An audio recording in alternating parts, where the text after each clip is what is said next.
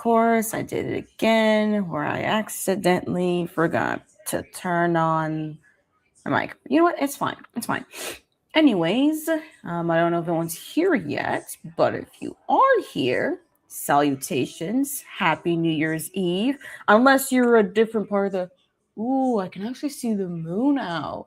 Ooh, that is pretty. Okay, sorry. I got a little distracted. But happy New Year's Eve if you're part of the world that is not 2026. Now, if you are watching this and it is 2026 for you, Happy New Year. Let me know if that's the case. I would like to know.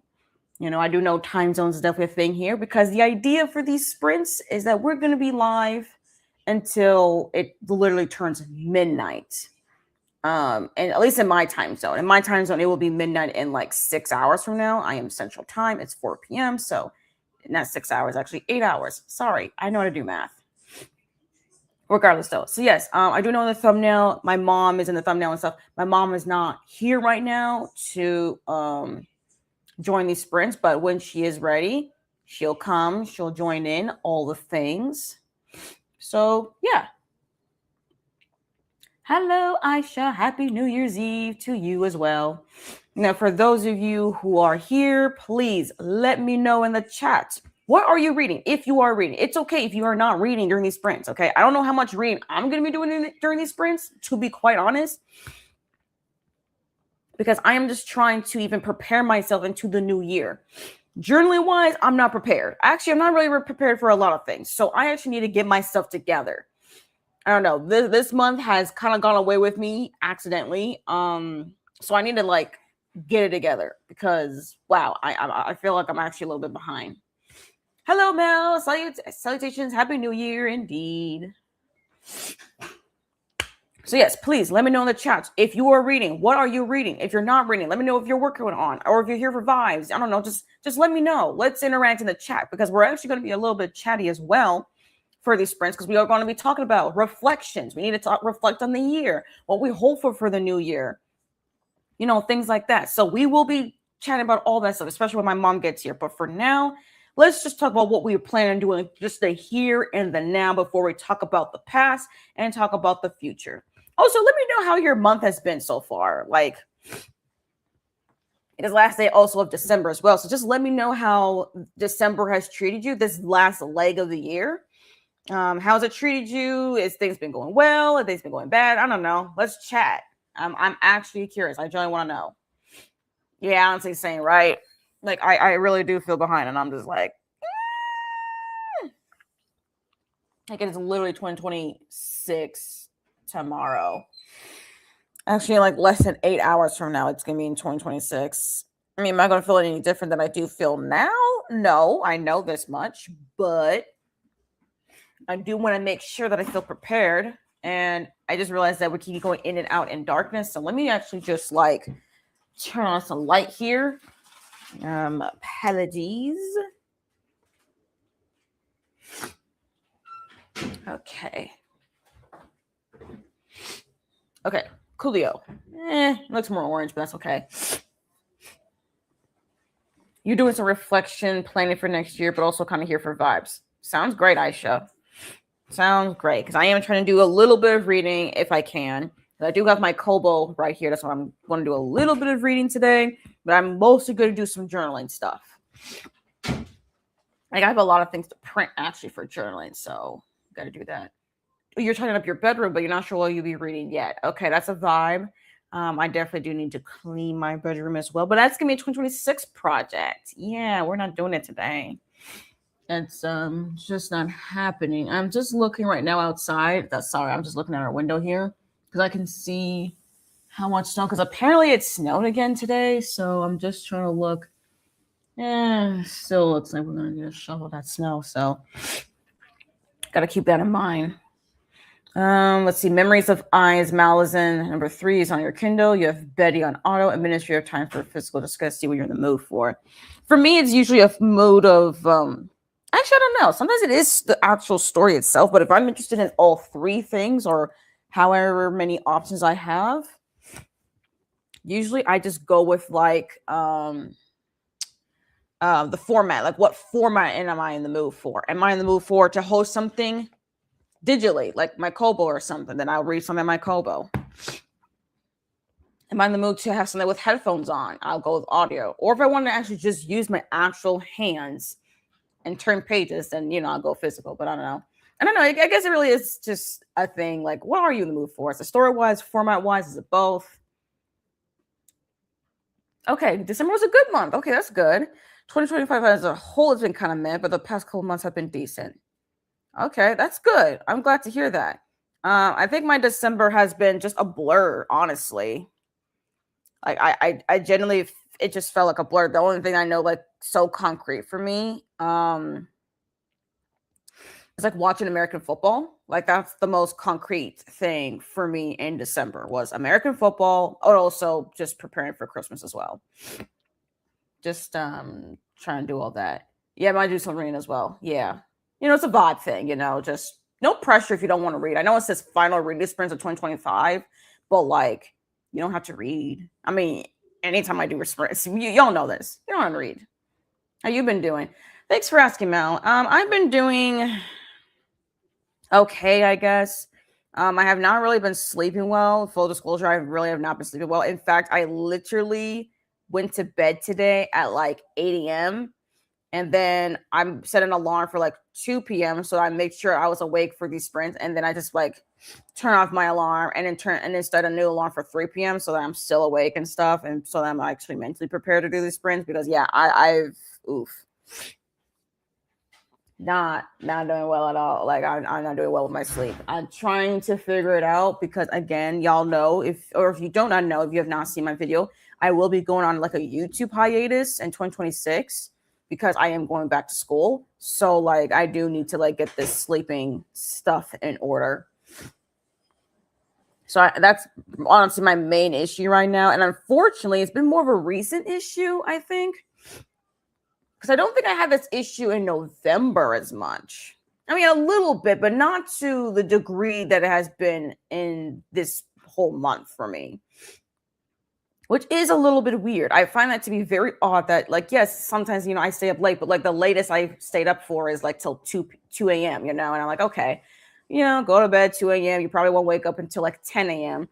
or like even 11, hopefully not 12. But like, lately I've been going to bed at like 5 a.m., 6 a.m., even 7 a.m. the next day. And I'm like, bro, what?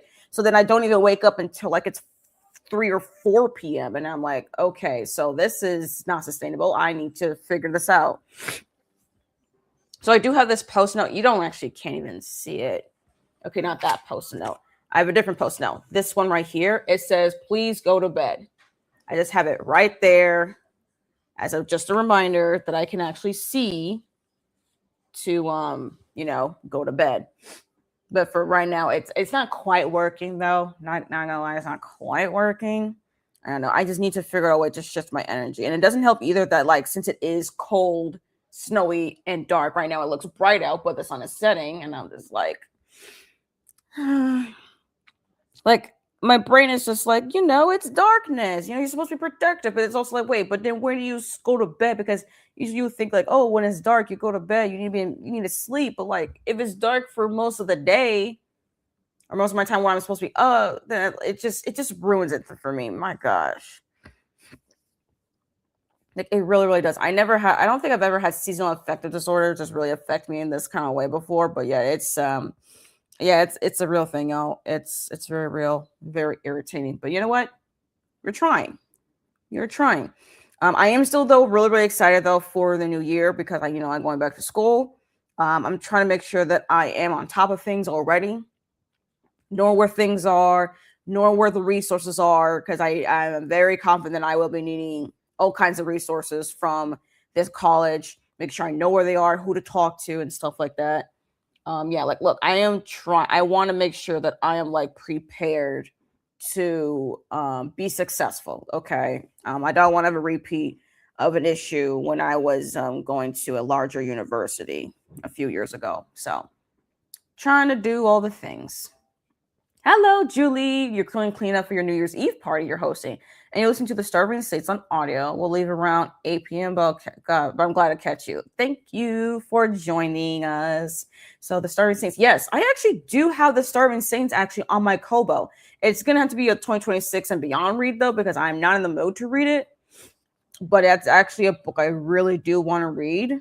Thankfully, I have it available on my Kobo, so we can do that. Now, as far as what I can read in my Kobo, I do have, let's see, actually, let me just let me turn the brightness on here and then turn this off. So I'm not going to quite use this right now. Okay, so this is the book I literally just borrowed actually on Libby. It's called Psychopomp and Circumstance by Eden Royce. This is actually a new release. It came out on October 21st, I think. This is a novella. I think it's like a historical gaslamp fantasy horror or something. I don't really remember what the actual genre tags are. Let me actually look that up. Hold up. I actually do have it because it was one of my anticipated releases that I was just like keeping in mind. Okay, it's gothic, fantasy, historical fiction. Okay. It's supposed to be the author's adult debut. Okay, so this author, I think, is used to writing like a middle grade or something. Yeah, I don't know. All I know is that I just borrowed this novella as an ebook from my library. Am I going to finish it today? If I even start reading it today, probably not. I'm not going to lie. So this is most likely going to be my first read of 2026, which will be fine, honestly, starting with a nice short book and all. It's just that right now I really am trying to prioritize other things. So yeah, we'll see when I get to that. But cool. So when I started back at school, are you going in person or staying online? Oh no, I'm going in person.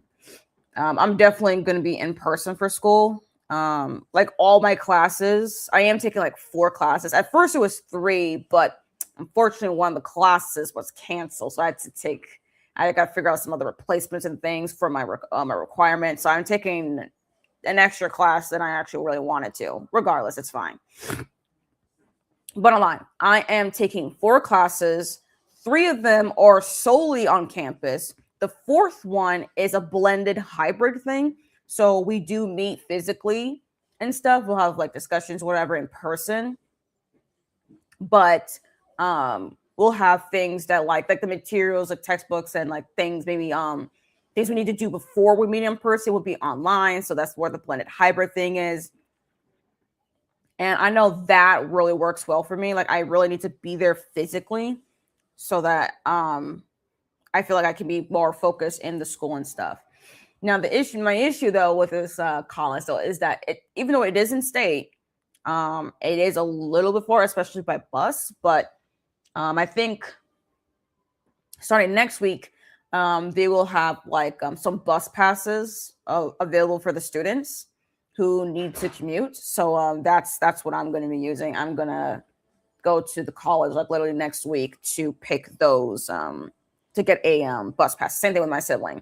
We're both going to get bus passes because we need to be able to like get to our classes without having to rely on a mom to drop us off, since where we have to go to school is a little bit out of her ways. Not gonna lie, it's a different part of the city for us. So, and she's more of the outer suburbs. So yeah, I'm definitely gonna be an in-person kind of student.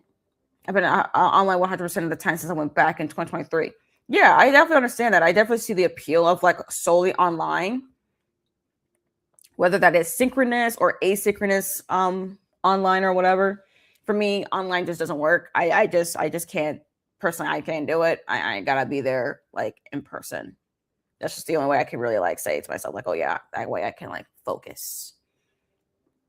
Focus indeed. Because if I took online, I'll be mostly at home, and then I'm like, oh, that's probably not gonna work for me. Although if I was mostly online, I might try to just like find like a library or something, just some like third space, so I don't have to be at home per se, but it has to be with good internet. And some places I don't have to pay for, so yeah, it has to be a library. Although if I have to talk though, actually that's what the asynchronous is an option. Regardless, though, whatever. The point is, I'm gonna be physical. I'm gonna be in person, all the things. Now, to actually again go back to what I plan to do for these sprints, I will be doing some journaling things. So y'all remember when I said that this tiny traveler size notebook was going to be my bullet journal for 2026, at least the first 6 months? Yeah, so I realized that this notebook size is not going to be conducive for me for when I am in school. Because I'm like, look, I filled up a notebook like this when I am not in school and I'm not employed. And I'm just like, wait, I'm going to be in school. I don't think that this is the journal size for me. So I did went on my way, and I really am grateful, so grateful that this particular notebook came in the mail. So I got a different notebook. I'm still gonna hold on to this. I actually unfortunately did some spreads already to start off the new year. But it's fine. It's fine. We're still gonna keep this notebook though. Like, I'm not wasting my money on this one. I still want a travel size notebook. It's just not gonna be for a bullet journal.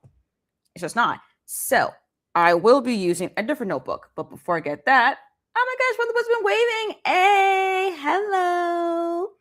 Hello, hello. All right, waving back. Hi. But yeah, I do have a new notebook, and it is very, very pretty. I'm so glad I got it, like, actually yesterday. So I've been working on it. So I've been working on my early month spreads and now my January spreads since yesterday. And that it is this T4C Sakura and Cats 8x8 square journal, dot grid, of course. It is very, very pretty. I love it. It is so, so cute. And I did get this particular design because the college that I'm attending actually has a Japanese garden. And since I'm going in the spring, I figured, hey, in honor of the bloom of the cherry blossom, of these cherry blossoms that were in this Japanese garden, why not I get a cherry blossom sakura journal, and also in the pink colorway, because there are different colors. There wasn't just a pink color. There is like a green, there was a purple, like there's multiple colors of this thing. So I figured to go with the pink one because I'm like, look, in honor of the spring semester that I'm entering into, and also the fact I want it to be spring because I really don't like winter. I prefer spring in Minnesota, even though it is always rainy and wet and soggy. But when it's sunny, though, it's pretty. But it also gets really rainy, though. It's not the pretty. Look, spring in Minnesota is not always the prettiest for the beginning part, especially around my birthday. Because I always hate when I have to wait for the snow to melt. It takes forever and a day. But the best time is definitely around April and like May for sure as far as spring. But regardless, though, this is a very cute journal. I mean, I don't have a cat. I've never taken care of a cat, but I really like the one with the cat. And the journal did actually come with like paper clips. So there is this Sakura shaped paper clip here, Sakura flower here. And then we have this cat paper clip in honor of the design of the notebook. So this is actually the notebook I will be working on just to like get through the spreads and stuff. I just really love it. I really, really love design. I love the spine. I definitely love the front cover. I think the back cover is really, really cute. Yeah.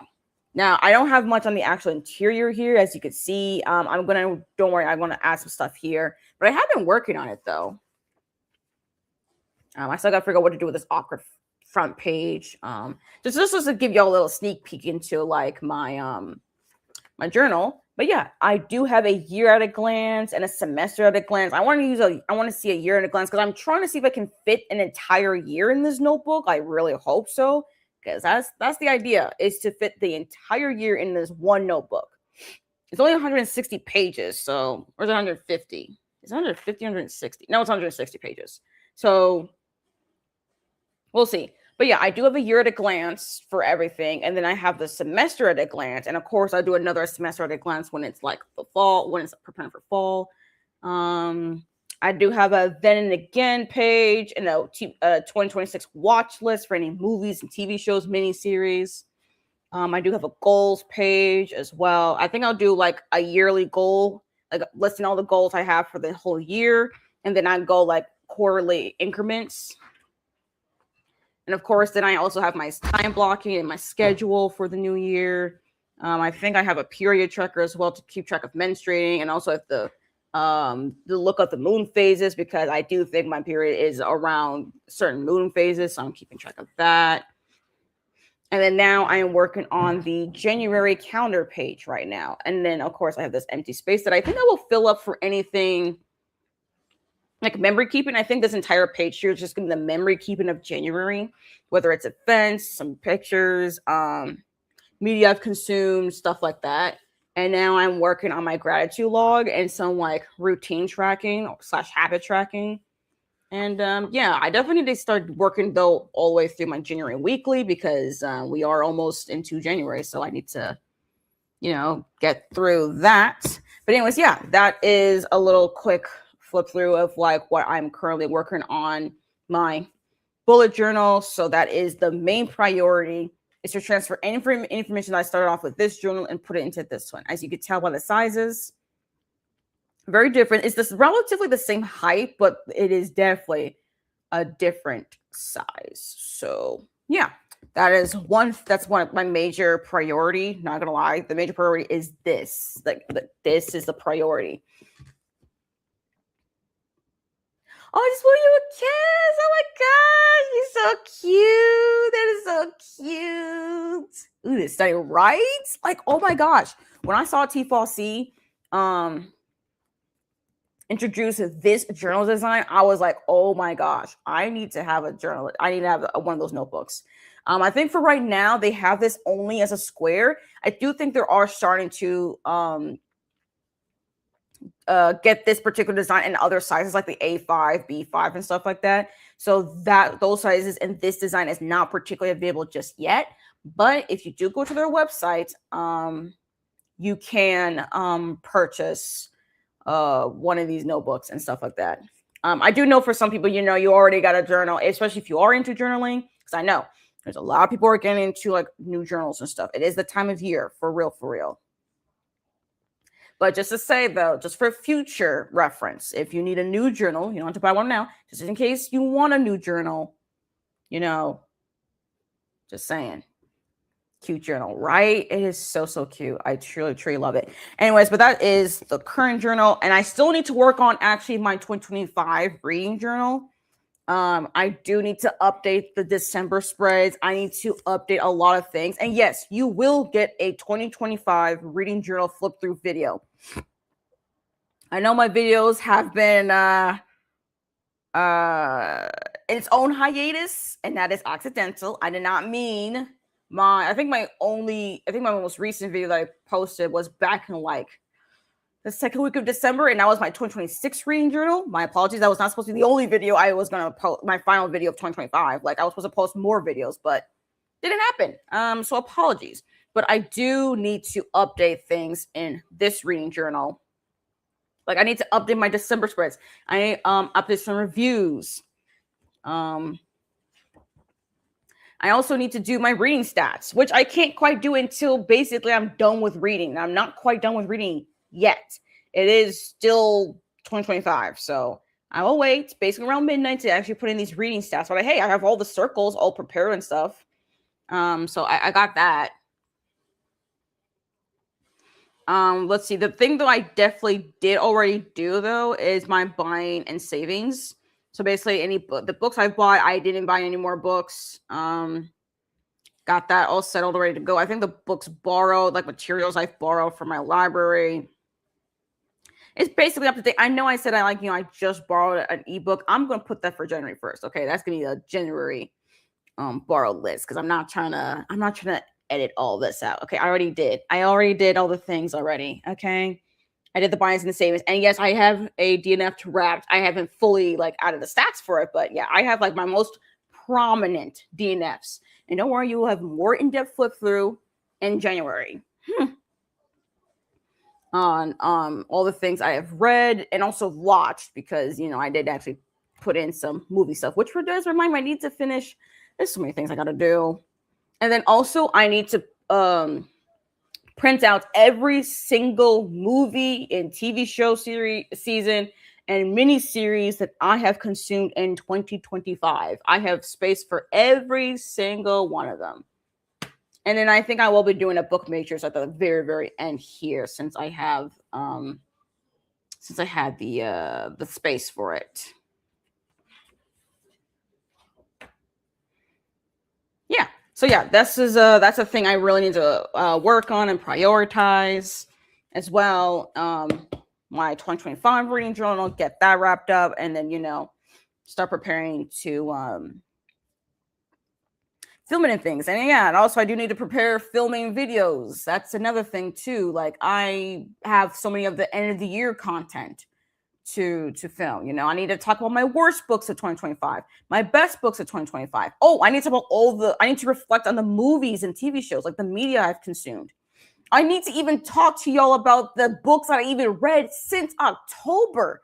I have not even done a wrap up since the end of September. I need to talk about all those books. And there's a lot of books, y'all. There's a lot of books I have to talk to y'all about then. And then I need to review my entire reading year of 2025. And of course, that does not include and also, my reading journal of 2025. Y'all need to flip through. And then I have 2 vlogs that actually there's only one vlog that actually I did and needs to be edited. And it's a vlog I'm currently working on that won't be done until, unfortunately next year. So I don't have to worry about that one. But there's so many videos. There's so many videos that I need to film. There's a video I have already filmed. And then I also got to do my first reading vlog of 2026. I did that in 2025, with my first reading vlog of the new year where I'm reading all these books and things. Oh, I need to do the January, the January book tag video. I got to do all that.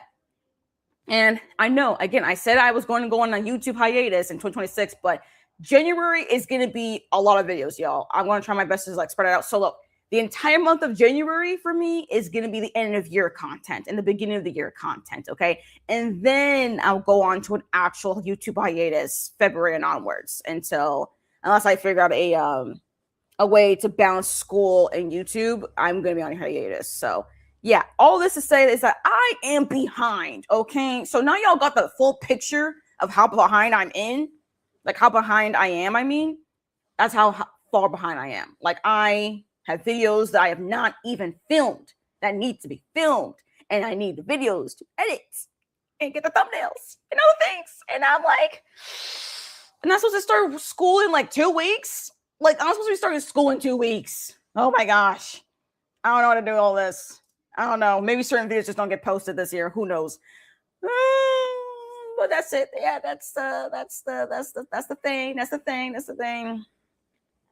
You mean school? Only do the videos you're excited about. Keep yourself sane. I do want to do those videos. I want to talk about the best books I've read this year. I want to talk about the worst books I've read this year.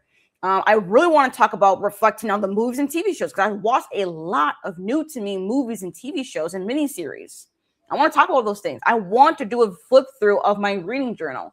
I want to review my entire reading year. I've done that every single year I've been on YouTube. I want to talk about things. These are the videos that I actually really want to do. Now, the vlog stuff, look, the vlogs, those ones may not come out. Let's be for real, okay? Vlogging is the one kind of types of videos, honestly, that I kind of been putting on the wayside a lot more. Unfortunately, is there for the vlogs. The vlogs, those stuff might not go up. But I definitely still want to talk about the books I've read. I still want to do those videos. Those are the videos I actually really want to do. But to your point though, Julie, to your point, to keep myself sane, I might have to cut out a couple videos. But I just don't know. Because I still got to do my best and worst books videos. That's without a doubt. I definitely got to do a reading journal flip through. That's for sure. Because I know it won't take me too long to film and edit. The only video I can really see myself probably taking out is probably my end of year media reflection. But then I will feel a little bit bad because I'm dang, I would have liked to reflect on all the movies and TV shows and also recommend y'all some movies and TV shows I've watched. So I did a mid-year update already. So I really want to do an end of year one. And I have to do my reading review. I have to talk about all my stats and habits, book buying habits, borrowing habits, the video content. I have to reflect on the year. The only one I really can see myself probably not doing is the end of year media reflection. But even then, I'll feel bad if I don't do it. maybe the idea then is for me to not pressure myself to get it done within the month of January. Maybe like it will just take me 2 months to post those videos, maybe even 3 months. Hopefully it's not 3, but maybe 2 months. Maybe I'll give myself till February. I don't know. I have a lot of, I don't know. It's just a lot. I just have videos to film. Just a lot to film. We'll see about the editing process. Yeah, I'm sorry to see whatever you put out. You shouldn't beat yourself up if you can't manage it. Thank you, Julie. Thank you. Yeah, look, I know. I know. Y'all won't, if I don't post a video, y'all don't see the video. It is what it is. But like, there's just videos. I just love end of the year content. I love watching it. I love when people post about it on Instagram. I like seeing people's Wrapped. Like I see people do their Fable Wrapped. I see people do their Goodreads Wrapped. And I know Storygraph Wrapped is not out yet because again, Storygraph understands it is not over until it's December 31st of the year, 11:59 p.m. They understand you have until 11:59 p.m. to get these books in. And then we do a wrap because it's not over until December 1st at 11:59 p.m. Then it's over because a minute later, you're in January 1st in the new year. So that's why I'm like so excited because that's another thing too. Is like I'm so excited for my Storygraph wrap to come because I'm like, oh, I think maybe that's what it is. Maybe my brain's like, look, Storygraph wrap is not out because like why am I keep seeing all these people talk about like oh their best books or worst books? I'm like, yo, it's not even over. Like I'm seeing the best books, worst books content in the middle of December. Yo, you have the rest of the month. What are we doing? But then again, I know people is like, oh, but I'm not gonna read much because it's Christmas, winter holiday season, all those things, and like. I'm not gonna, do all that. Sure, I guess, but like, you don't really know. You don't really know that. You don't know if you're gonna find another new favorite book by like December 30th. How do you know you're not gonna find a new favorite book in the December 30th, or even a worse book by December 31st? Because that's happened. Unfortunately, people have ended their reading year, with a terrible book.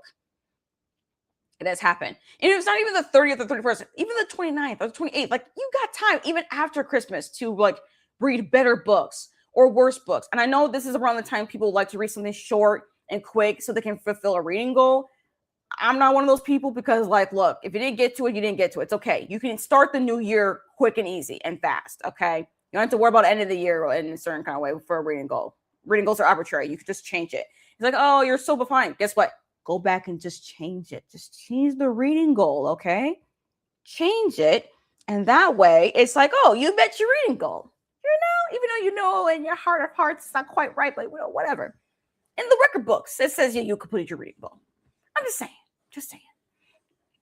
Hello, W Reader fans. Salutations, Whitney. How are you? We're just talking about like end of year content things, Comes out tomorrow. I know that's right.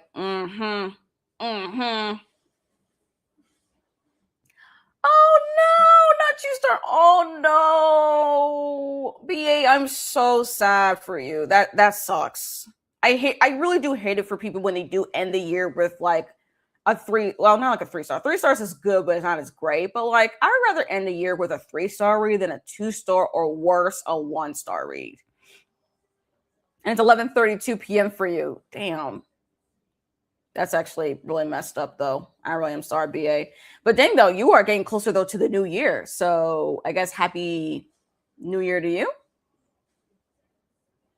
Hello, Scorpio Queen. Happy New Year's. Happy New Year's indeed. I'm good. How are you? I'm trying. I'm trying. I'm trying to fix my sleep schedule. That's the thing that started this whole thing. I'm trying to fix my sleep schedule.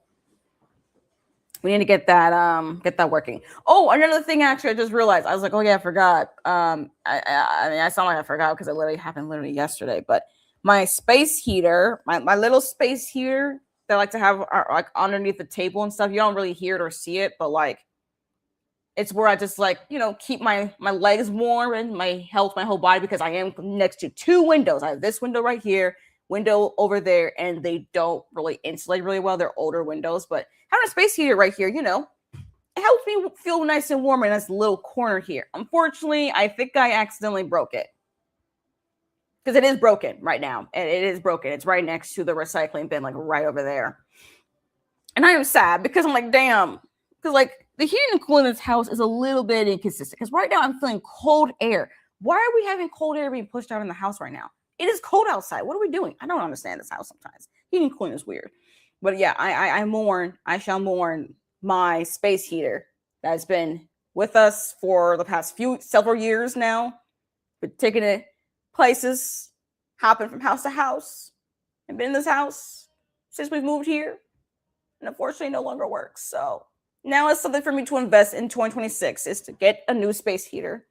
Preferably the same one that I have right here. That'd be the best one. If I can get something even better, sure. But like that looked like the best one, and now I need to replace it. Truly, I am sad. But most importantly, I am cold. Like I'm always having y'all know me as having like a blanket and stuff. Like I am even more cold without the space heater, especially my legs. I don't like it. I hate it for myself. Happy New Year. Happy New Year indeed. Okay, yeah, so we've actually been talking for about 30 minutes. So we should definitely start the first sprint because, yeah, I'm here belly aching about a space heater. And you know what? It's fine. It's fine. We'll make it work. I'll figure it out. That's a 2026 problem. Even though that 2026 problem is 2026 is upon us very, very soon. Let me get actually our lo-fi because we have some nice lo-fi. Remind me later. Please Google. Stop asking me things. I don't want to do those things. This one looks good. Okay, hold up a second. Sorry, there is an ad.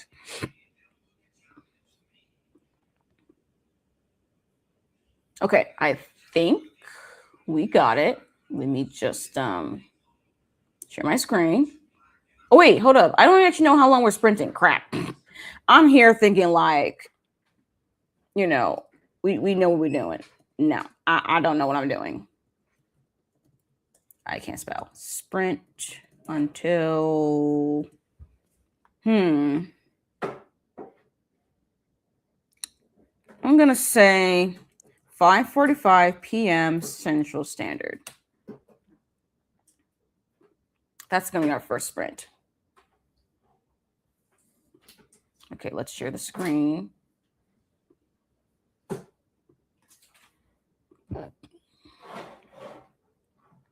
All right, cool.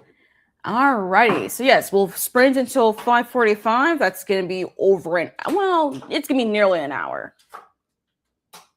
Yes, actually, it's a little bit more than an hour. So yeah, happy reading, productivity, all the things. If you're vibing, eating, cleaning, chilling, vibing, here are the things. We'll have some nice lo-fi for y'all. So yeah, we shall reconvene at quarter to the next. Okay, sorry for the balloons. Okay, we'll reconvene in like quarter of the next hour.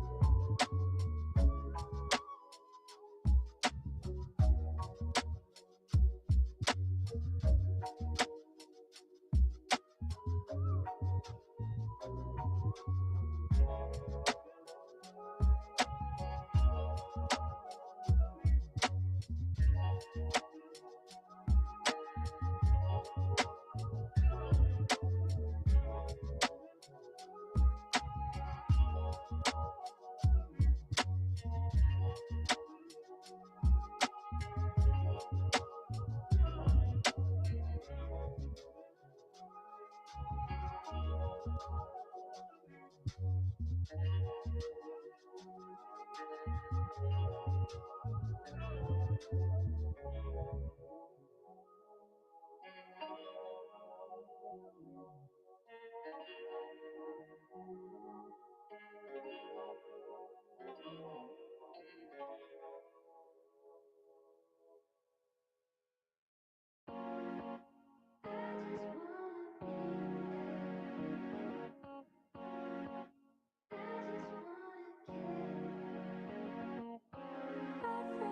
you promised me, nothing like I thought it would be.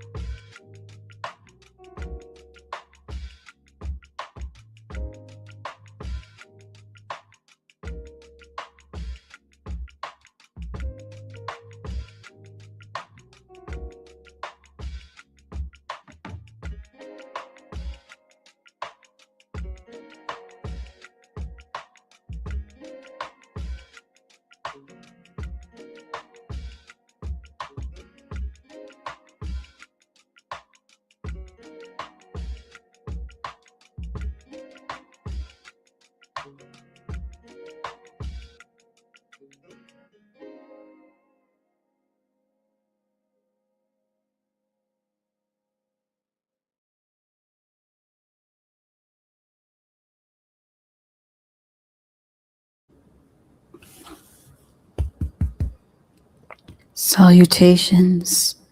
That was the end of the first sprint. Please let me know in the chat how far you've gone in reading, what you're working on, all the things. And hello, Mom. Hello, hello. Hello. Say hi to the people. Let people know what you do. Merry Christmas for those that celebrate Christmas. Happy New Year, everybody. I ain't doing nothing. Yeah, as I can see, it says doing nothing. Not a daggone thing. I'm resting. I'm tired. I just came back from shoveling snow. Y'all, we've been having snow. Oh my God. Just coming down. As soon as you shovel, another one. As soon as you shovel, another one. So it's my turn this time. We've been taking turns. So it's my turn. I'm so tired. I've been up since 8 a.m. this morning. Jeez. Went into work, got things done, especially for the last day of the year. Got all that submitted, done, deposited, and then went, of course, food shop because I'm like, oh, just in case the stores don't open tomorrow. But I think there's some stores open tomorrow, but I was just like, I'm not taking chances. So after work, went food shopping, came back, and then went and drop off one of the kiddos at work. And then of course after that, shovel the snow because I was like, well, I have my coat on, I have my boot on. Let me just knock it all out. Got that done and saw Kitchi's text like, "Hey, Mom, here's the link. Joining when I was like, oh girl, I'm tired." I did say join whenever you join. I mean, I gotta join and say Happy New Year to the people. But oh my God, y'all, I'm tired.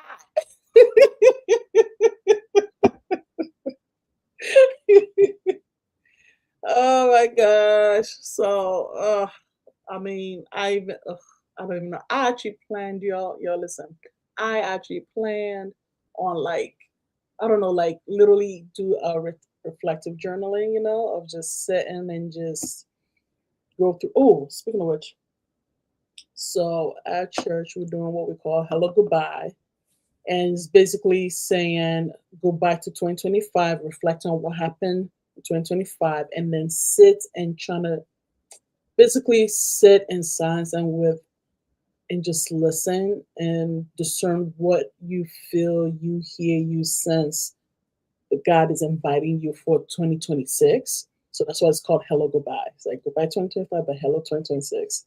And so I still have my what's it called, chief for that. So I was just like, oh, I was planning on doing it today. I was like, oh, I'm gonna sit. Child, I'm so tired. Do it So tomorrow. tired. I mean, I have time, but still, I was planning on doing it today, but I did not plan my day to go the way it did. So here we are. Mama, I had plans for the month and it didn't even happen. So honestly, it's fine. It's fine. Child. Yeah, but I want to start that sheet though. Let me bring it. Let me go get it while you chit chat. Alrighties. Well, that's what my mom did during the sprint. For me, still working on my 2026 bullet journal. I did finish some more spreads. So just for in case people missed it, here is my calendar page right here. I'm going to do a memory keeping right here for this blank spot. And then I have my gratitude log and then some habits right here. I'm doing it on a weekly basis. That's kind of like how I'm using up the space here. And I just finished doing my YouTube calendar. Oh, that look good. Yeah, so this is the YouTube stuff, weekly wise. And this is giving me for school. So this is for the first week of school, and it's giving me for the second week of school. Okay. Enough space for all my classes and stuff and the tasks I need to do. Now, the next thing I have to do is the week one. Is this just this week? Actually, like make a spread for this week and then the next few weeks. Almost done with the bullet journal thing. Okay. After I'm done with bullet journal, then I need to work on my 2025 reading journal. Okay. So I can get that journal wrapped up.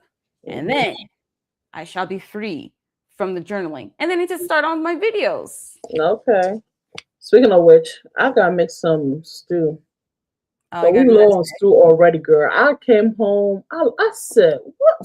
I just made this. 5 mouths, Mom. I mean, granted, I bought some more stuff to make more, but dang. Yeah, but we're 5 people, 5 grown people. I know, still. Oh, I don't know if you can see. Ooh, yeah. Well, you blurring your background, so it's a little. Yeah. Yeah, you got to unblur the background. Okay, hold on. Let me. Okay. There you go. Okay. So, there it is. So this is it right here. Oh, hello, goodbye. I like the colors they picked. They picked green and yellow, and I love it. And so this is the packet, and you just go through it. So it has. This is the. I'm trying to. There it is. Okay. Introduction page. Introduction, meditate, review, release, reveal, receive, respond, record. So there's all these different sections to go through, and it has all different questions. I don't know. So, and I love how they make you review, 2025, and you have all these different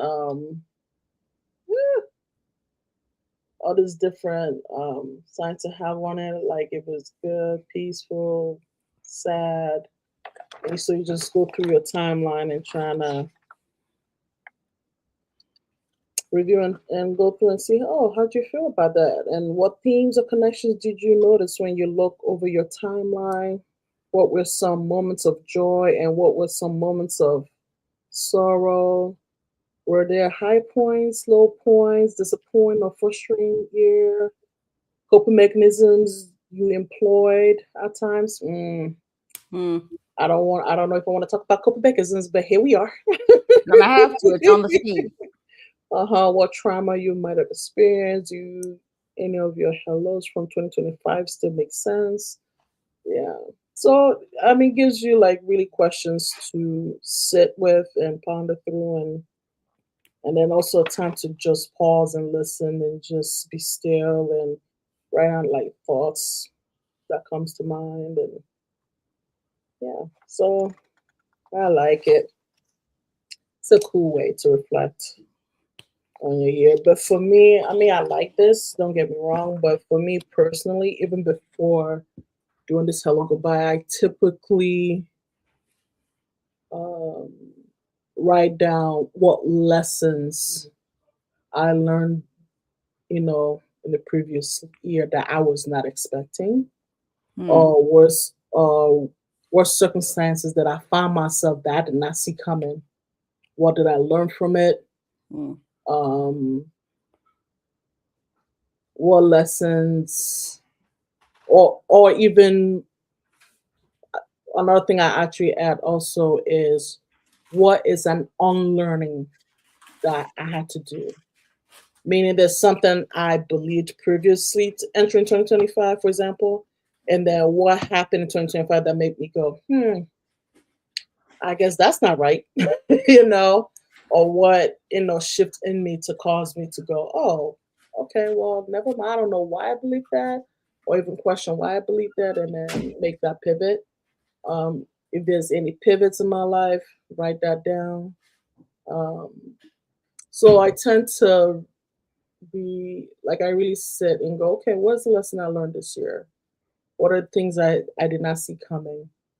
Or circumstances that I was surprised that I'm still in or find myself in that I was just like, oh, okay, I guess. And then, 'cause for me, for example, I have things that absolutely stretched me as a leader. And so I'll be, of course, writing that down and paying attention to that. Um, yeah. So stuff like that, I like to reflect. But I tend to reflect more of what I'm learning as I grow. Because, because I'm mama, I've given birth to four beautiful babies, and I've watched. And every time we go to do a checkup, they always have this milestones that at 4 months, at 6 months, at 8 months, at 12 months, and then all the shots you're supposed to get, and all that all that stuff.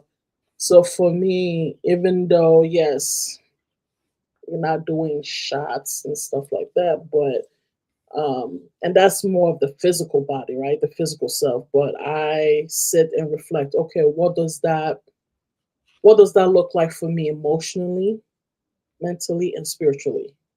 What are the milestones I'm hitting this year, Yeah. um, that I didn't see coming, um, that was unexpected, or situations I found myself in that I thought I would have been out of by now, but I'm still in it, and go, okay, so we still here, huh? Well, all right. Okay, what does that mean? And so does it mean that I will never get out of it? Does it mean that there's still some things I still need to learn, things I still need to prune out of my thinking, out of my life in order to get out of it? I don't know. So, stuff like that.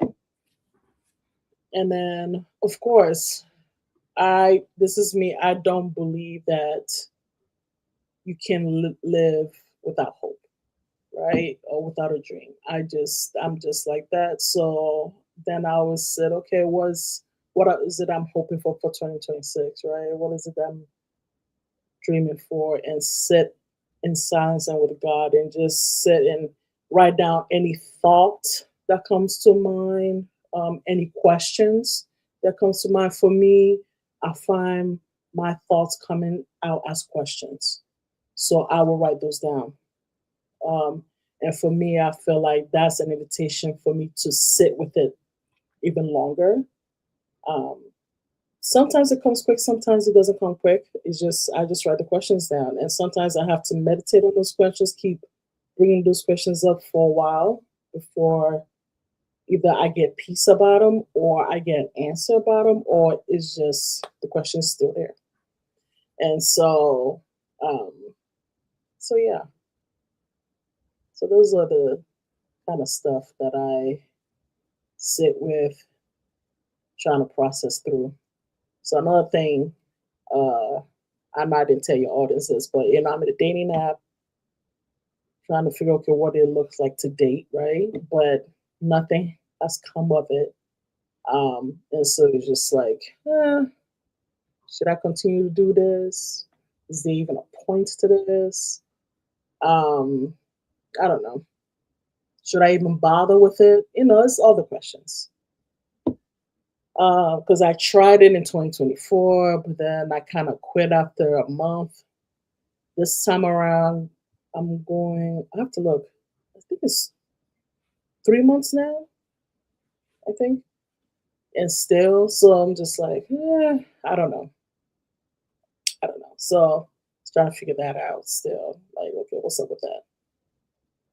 Because I feel like that's an invitation for me to do in 2024, and still, like, I'm like, I don't know.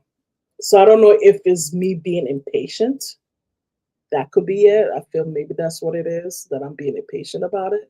I really need to sit and just however long it takes, that's however long it takes. So it's like, all right, I guess. But anyway, so stuff like that. But it's just something I have to sit and do when I'm like chill, not going anywhere, not doing anything, and not tired. So what, on Friday then? Mate, well, Friday. Well, we plan on going to MOA on Friday. where we are? Who's we? Who said this? Well, Mara bought this perfume and ended up being the wrong one. So we have to go to Al Pastel. I thought it was Al Pastel right in the mall close to us. No, it isn't. So we have to go all the way to MIA again. All right. And then Riley has their eye appointment. So here we are. It's the whole thing. So we're gonna do all of that. And since I'm going to be in MOA, guess what? I'm just getting me some chicken patty. All of it. Yee. So whatever.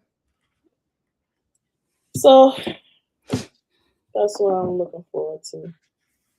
Sit and figure what that is for 2026. I don't know.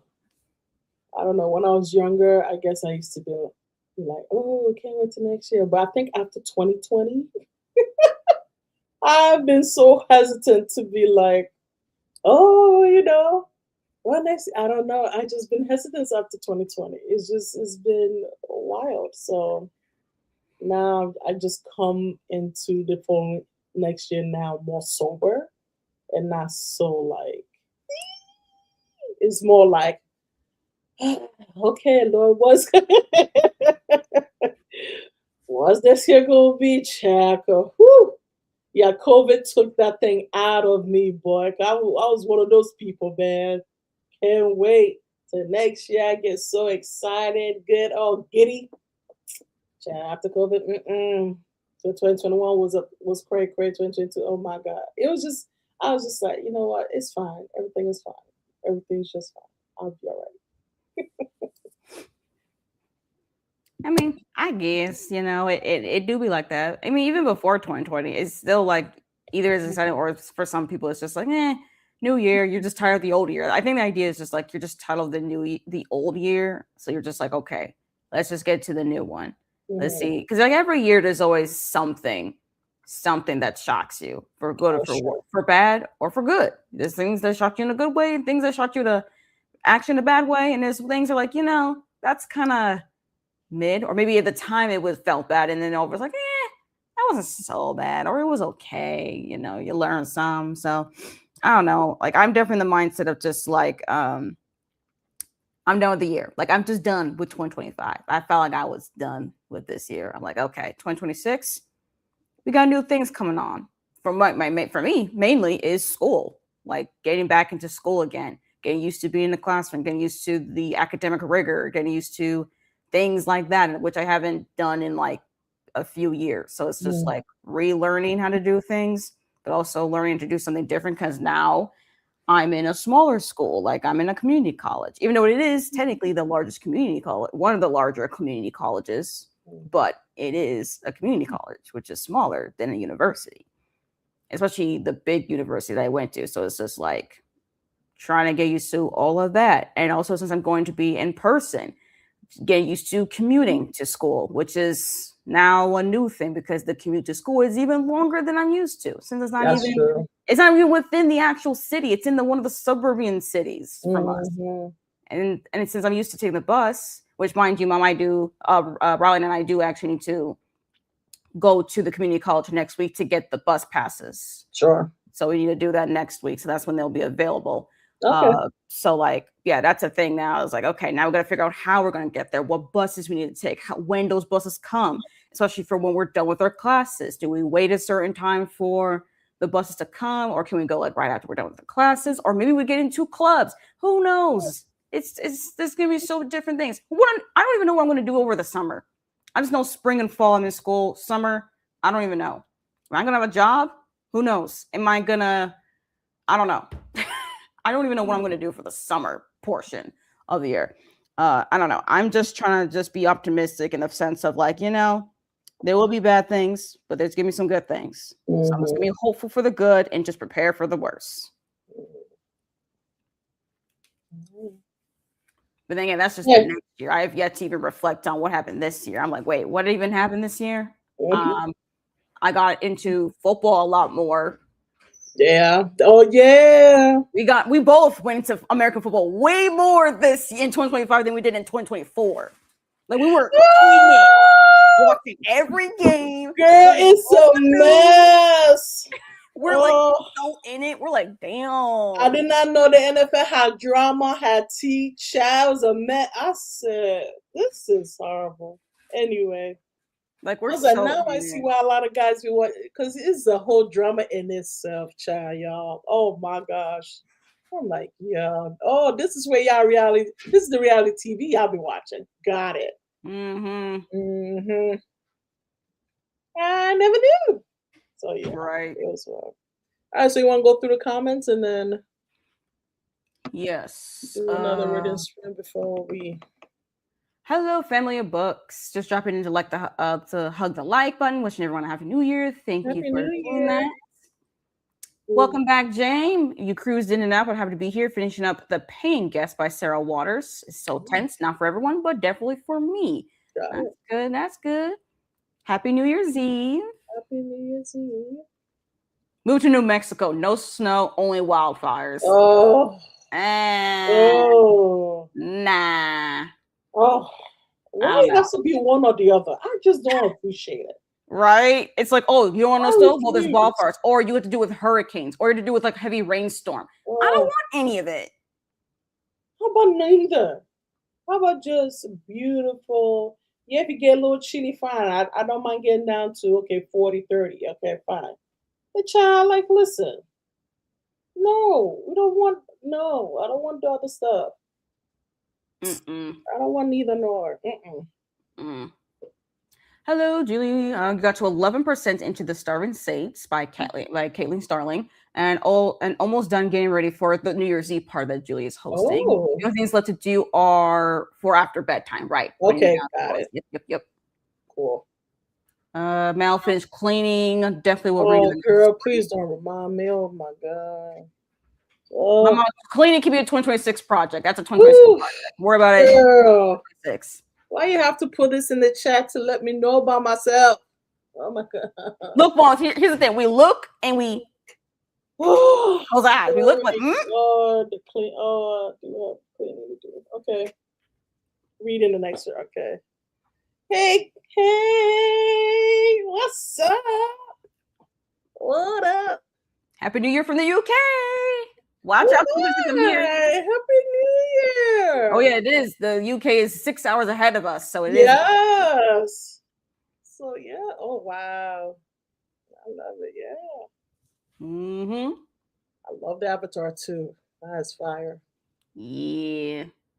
All right. Okay, so for the next race, should we do 2 hours? Yeah. We need a marathon. Oh. Let me see. 2 hours. Oh, by that time I will leave to go pick up your sibling.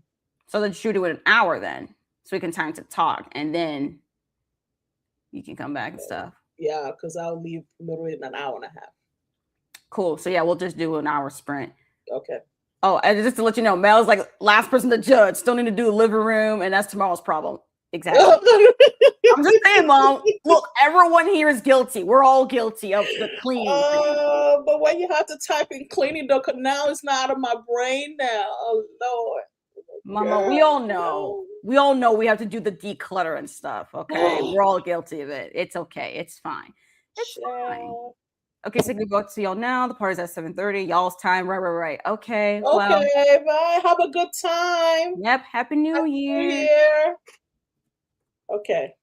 Okay, so sprint. There we go. We shall sprint until, let's see, I'm going to say 7:15. That's fine. I just know I'm leaving at 7:30 on the dot. Okie dokies. Okay. 7:30, 7:35. Yeah, 7:30 because of snow. Well, maybe 7:30. We'll see. Enjoy the party. Thanks, everyone. All right, second sprint. Coolio. See y'all in over an hour.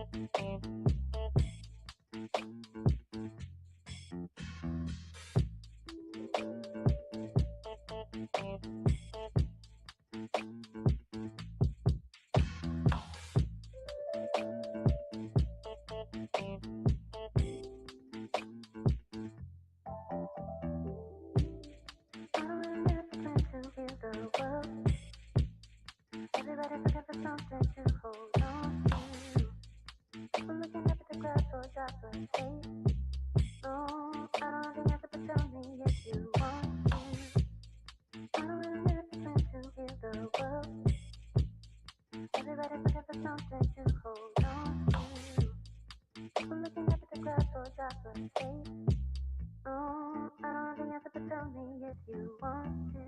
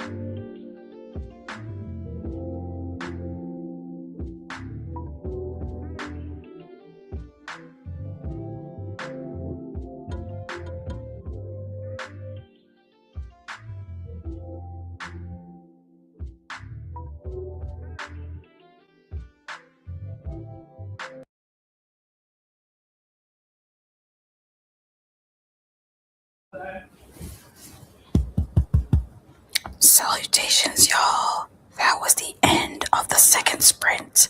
Let me know in the chat. Let us both know in the chat how far you've gone in reading, what you're working on. If you're vibing with us, say hi in the chat. Let us know what you're working on. Or if you just hear the vibes, all the tings, all the tings. All the tings. Cool. Don't know where my mom is, but that's okay. So for me, what did I do? I already talked about the YouTube calendar. Okay, so I'm still working on weekly spreads, but this is for this week. So just working on some more. Make sure I have the functionality. Hey, mama. Hey. Hey. So yeah, I was just saying the people, then working on the bullet journal, and then now I'm also preparing myself to do end year printing for these journals, for this journal. Well, not actually quite for this journal, but for the reading journals. So getting ready to print. I'll do that in the next sprint though. And while I was working on it, I was watching some YouTube videos. What about you? What were you doing? Watching first thing first clips for today. Mm-hmm. So, any interesting takes? I guess people are trying to figure out, okay, what's going to happen with Ravens, Steelers, whoever loses, what would they say about them? Which quarterback will be talked about more? Blah blah blah. And of course, the tiers of teams and all that stuff. Right. And who's list of quarterbacks. So it's like, oh, okay, we'll see what happens. So yeah, this week is going to be interesting because at least for me, interested to see how many head coach vacancies will be open this week. Yeah, that's what I'm more intrigued about more than anything. Head coaches, coordinators, and then what will be? I know people have been talking about, the head coach of the Ravens and the head coach of Steelers. If any of them lose, oh my gosh, I'm like, they're all gonna stay. Everybody chill out. They just gotta figure out what they're gonna do. But we'll see. I mean, this season has been crazy, right? And Perkins had a stat where he says this year is the first time in NFL history where top two teams in both conferences have no playoff experience currently right now. I guess the current iterations of those franchises, yes. Say that again. At least as far as the current iterations, because so far the Denver Broncos are the top seed of the AFC, and right now it is the Seattle Seahawks in the top seed of the NFC. Yeah, so those quarterbacks have no playoff experience. Well, they've both technically played in the wild card round, and they were one and done. Yeah. I mean, like, look, there is playoff experience. We just haven't gone past wild card, so technically that's not true. That's technically not. Look at you blowing things up. I'm just saying, Bo Nix played in the wild card round last season. He just got blown up by Josh Allen and the Bills. And then we already know about Sam Darnold with the Vikings and against the Rams. We already know that. So technically, both teams have basically experienced getting blown out in the first round. Oh, yeah, I guess. And the other two, May and Bears, they have not been at all. Oh, yeah, that's for sure. So we'll see how that looks. It's interesting. I love the fact we have like new blood that's coming into the playoffs. I agree. You have no idea who can make it. every single team can easily be one and done, and every single team can make it further. It is wild. I love that you can't tell which is which. It is wild. Even the teams that people are like, whoever wins the AFC North most likely is not going to make the Super Bowl. They could. Anyone from the NFC South, whoever's the leader, probably not going to make the Super Bowl. They could. Don't sleep on those teams. It is so open. Everybody, if they're one and done, nobody will be surprised. And anyone who goes further, like, oh, because every team has a flaw. Like, there's no team you're like, oh, you know what I mean? They're jumping like, yeah. Every team has a flaw, and I'm here for it. That's why this Super Bowl is going to be super interesting. Because whoever wins this, oh my. I mean, they'll literally be the leader of like the weirdest NFL year. It's going to be crazy, and I'm here for it. I can't wait. Mm-hmm. I can't wait. So we'll see. We'll see if an experienced team makes it to the Super Bowl this year, or is it all new blood? I hope it's new blood. I really want it to be new blood.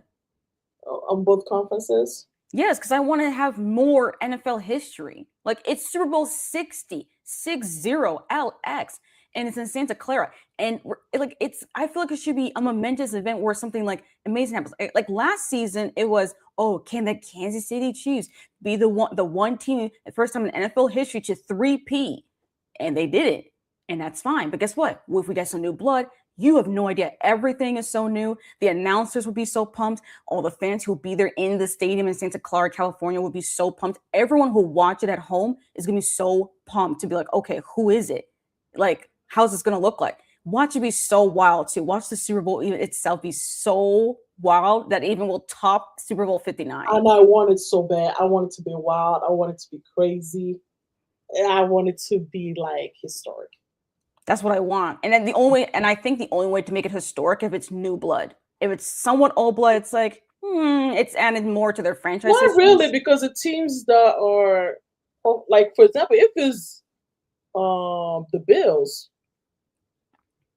I guess. I'm saying. I guess. It's been a long while. It would go crazy if the Bills go to the Super Bowl. Okay, but here's the thing, though. Bills versus 49ers is somewhat interesting to me, but as a concept, it's like, there's better matchups are more interesting. Like, it would be nice for the Buffalo Bills to go back to the Super Bowl. Will they win it, though? I don't know. That's the thing. But that would be cool. And but the 49ers, though, they've been to the Super Bowl. And if the Eagles get in there, oh, my gosh. Okay. First time in 30 years, 31, that you have two, like, NFC go back-to-back. And then Rams, ooh, my. So I don't know. Either way, we just gonna be oohing and eyeing. All the teams right now currently that we know is in play, any of them get to the Super Bowl, we still gonna be oohing and eyeing. Even if it's Green Bay, we still gonna be oohing and eyeing. Oh my God, they haven't been. It's gonna be a whole thing. So everybody Bears getting. Oh my gosh. Ciao. It's gonna be. Did you just put thumbs down? No, I didn't. Look, I didn't even mean to do that. I don't know, Mom. But Matt Apple is weird to me. It's not what I meant. Oh my gosh. Whatever. The point is, I'm so excited for how wide open the game is in the National Football League right now that I'm so excited that whoever is the champion of the American Football Conference versus the champion of the National Football Conferences, I don't care. Like, I want so excited. I want Super Bowl 60 to top Super Bowl 59. I agree. And every which way, viewership, all of it, points that were made in the game. I want to be higher than the combined total of 59, which I think is like 62. I want to be higher than that. I want to be huge. I want to be so weird. Like, I want to be so crazy. I ain't gonna lie. I want the Super Bowl to be a defensive game. I want to know who the best. That's why I'm picking in my heart. I'm picking Eagles versus Texans. I want it to be. I genuinely, because I feel like this past Super Bowl, I genuinely feel like the defense of the Eagles should have gotten the MVP. That's just me. But of course, they don't give a whole group MVP. It has to be one person. So this Super Bowl, I want it to be like, oh no, this is a defensive game, and you're gonna give an MVP to a defensive player. Like, no quarterback is getting this. You know what? Maybe that could. And honestly, there are a lot of good teams with really good defenses. Like, I'm just finding units of a lot of teams that are going to be in the playoffs are their defensive units. Yes. So it would make sense to actually have a very defensive looking Super Bowl. That's what I wanted. So I'm not here for the high scoring. I want them low scoring, like 10 or 13 will win the game or something like that. Oof. And I want a defensive player kicking booty. Like I want a defensive player to get that MVP. Usually, then it would be a linebacker or the defensive end. That would be usually, unless Or the a corner. quarterback is going deep, then it'll be a corner or a safety. Right. But I think it might be a linebacker. That's my assumption. It don't matter to me. Either one, it don't matter. Look, I'm just saying, predicting wise, if we do have a defensive Super Bowl and we do have an MVP that's not a quarterback and it is actually a defensive player, I will assume it to be either a linebacker or a defensive end. Sure. Someone who's getting to the quarterback, Sure. someone who's easily picking off the quarterback, just Right. someone who's reading the quarterback constantly. It has to be something like that. Oh, for sure. Because honestly, last Super Bowl, I would say if we had a defensive MVP, I don't know. There's too many players. It could be Jalen. I know. It could have been Jalen Carter. It could have been Zach Bond. It could have been Cooper DeJean, who had a whole pick six on his birthday. Okay, maybe I should give it to Cooper. Well, it could have been Josh Sweat. Josh Sweat.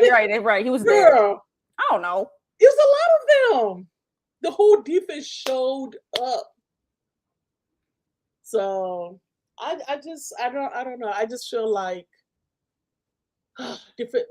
defensive players need to be recognized. I don't know, because even in MVP, you hardly hear defensive players mentioned for MVP. You know, I mean, like, right. Their award for as a defensive player is always defensive player of the year or something. Yes, I'm like, yeah. So in that Super Bowl, but even though yes, Jalen Hurts threw that dime. Don't get me. Yes, that man's arm literally won that. I'm gonna give that man his kudos. Okay, and give kudos to Elliott, who keeps kicking them field goals in, baby. Yep. So I don't know, but still, I'm just like, if we can give the whole defense the MVP, listen, because they shut Mahomes down. Oh my, it was bad. It was a butt whooping for real.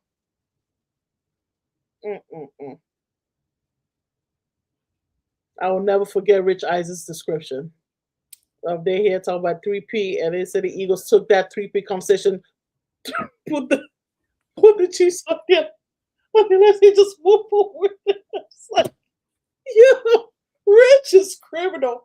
But I cracked up so hard. I said, sir, the whole 3P thing started with the Philadelphia Eagles in Super Bowl 57. Yes. So it had to be the Eagles to end it in 59. Oh my word. That was wild.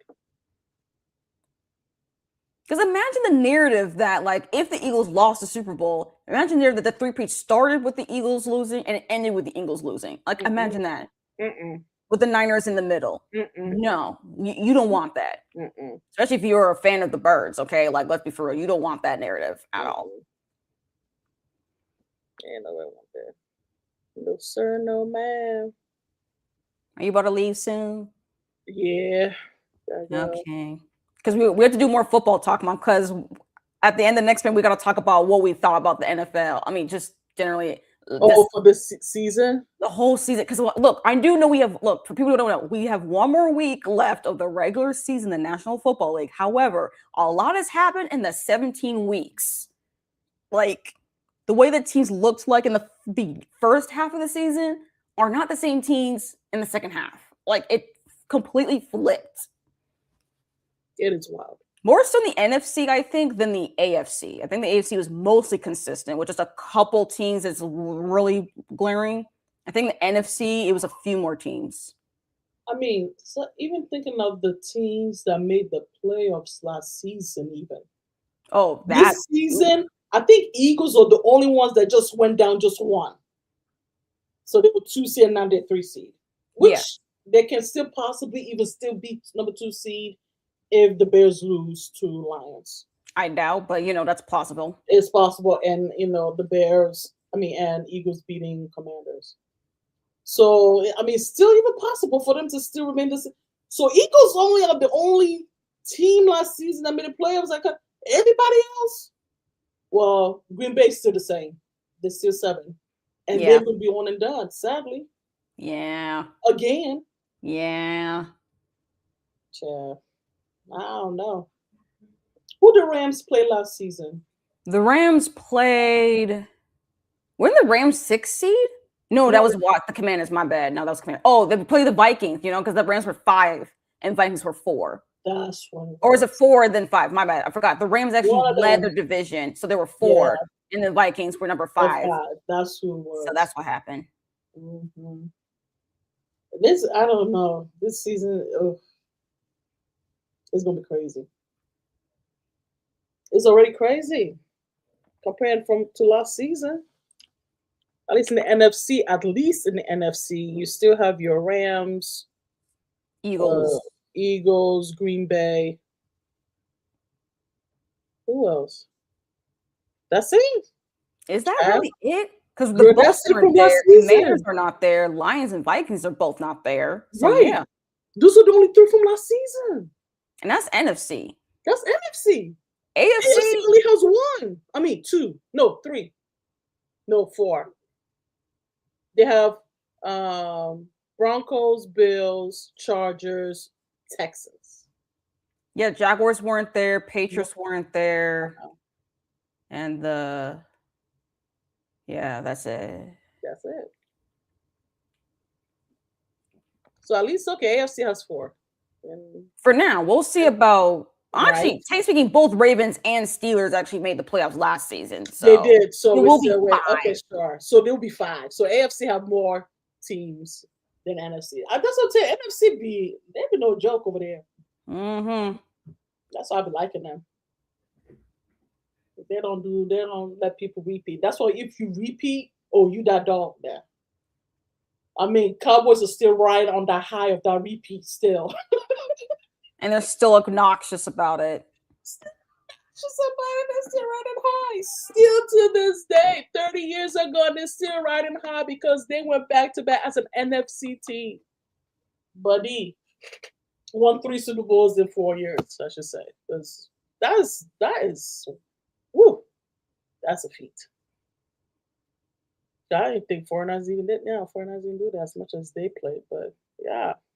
So yeah, they're still riding high on that to this day in the NFC. No team has done that since in the NFC. AFC, yes. NFC, so Yeah, we need more NFC Super Bowl champions. We just need more NFC, of them. There's too many in the AFC. Too many. NFC don't let that happen.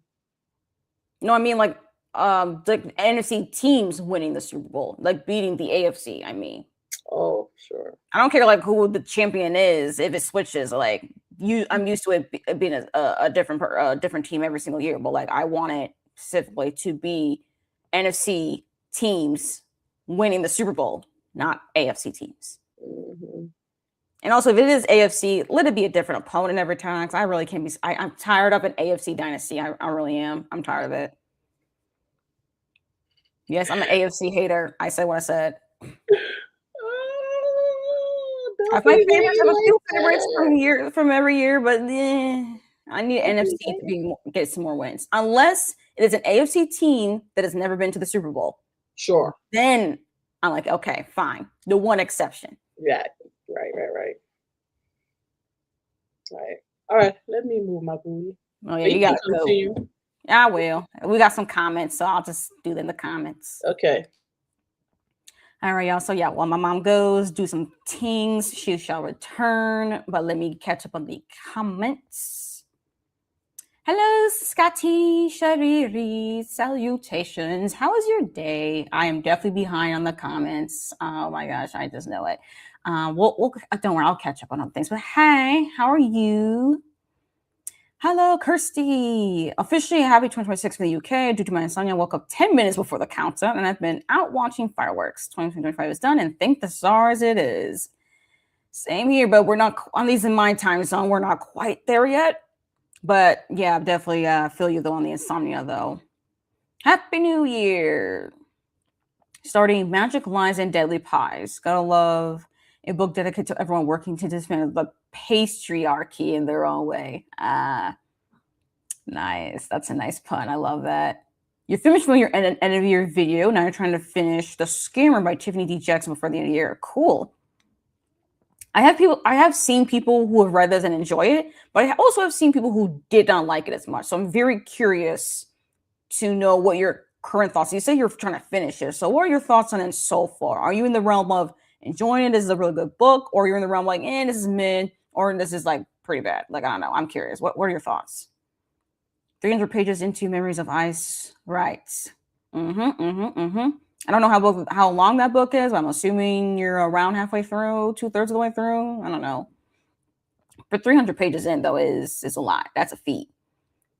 Been thinking of tackling, Jenine's anti-brain rot reading challenge. Yeah, I do actually like the reading challenge that Jenny from This Story Ain't Over has created, this anti-brain rot challenge.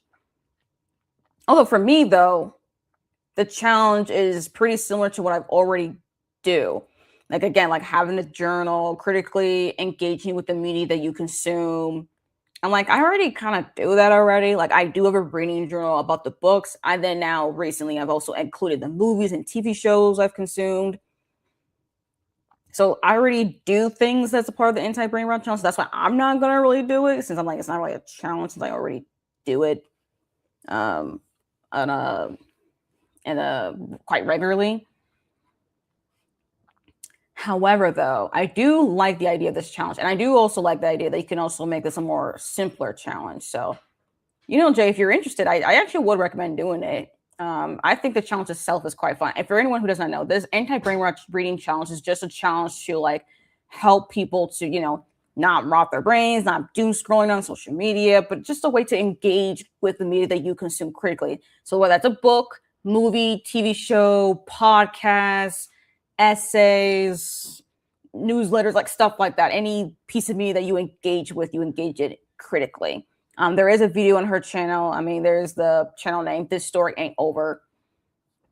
Definitely recommend actually checking out her channel. Her channel is really cool too. Got distracted covering the cat as there's some inconsiderate. Oh my gosh. Oh, the poor kitty. Yeah, that's the thing about fireworks. It's like people, you don't really need to be sending out fireworks. There are designated areas that's open space and safe, that like, disturbing people. When it comes to fireworks, I used to be really a fan of fireworks when I was younger, but as I got older, I'm kind of just like about the fireworks stuff. But also when I learned that, hey, people, I mean, not only just animals are afraid of the sounds of fireworks, but even people are too. So that's when I started to move way more away, move away from like fireworks in general, because I'm just like, well, that makes sense, because they are really loud. Not gonna lie, especially if you're with animals that have very sensitive hearing. So it does sadden me that people are very much inconsiderate and don't understand that pets, animals are very much like, they can't stand the loud sounds of the fireworks. It is very, and especially to do that though at 1:30 a.m. Like, seriously, y'all. First of all, that's you're in the middle of that's like the middle of the night. People are trying to sleep. I know you're happy for the new year, but people are trying to sleep. Okay. Jeez. Oh, you started your first book of 2026, Dark Rise by C.S. Pacat. What you're reading for the 24-hour reading vlog you're doing to kick off the year. Ooh, a 24-hour readathon. I never actually thought about doing a 24-hour readathon vlog to start off the new year. Nah, I can't read that much in 24 hours. That's why I do it weekly. As I'm like, give me a few days. But I do love the idea though of doing like a 24-hour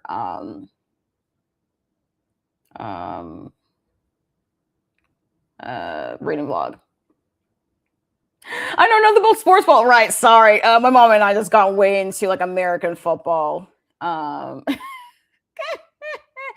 British for this conversation. Oh my gosh, we're all in the same boat. Look, I know not everyone's into American football, let alone how it works. And to be quite honest, as much as my mom and I watch American football, we still don't fully understand how the thing works. Okay, like, as I am watching the games and stuff, and I'm listening to referees call penalties, and I listen to the rules analysts about certain calls and stuff, like, I am learning how the game works, but also since I never played the sport, I don't know how the players think about this game. So I never know, like, wait, what's talking about zone? There's so many like football lingo that I still don't even understand. I'm like, I need someone to teach me this like I'm 5 years old, because what? Well, maybe not I'm 5, maybe like I'm 10. 5 is a little too young. Give me like teach me American football, like how to play it as a 10-year-old. Like, I'm playing Pee-wee, you know what I mean? Because, child, I don't understand it either. Also, can I just say, I think the most lovely thing ever that you're sprinting with your mom. That's amazing. I love your bond. Yes. Thank you, Kirsty. Yeah. Like, I don't know.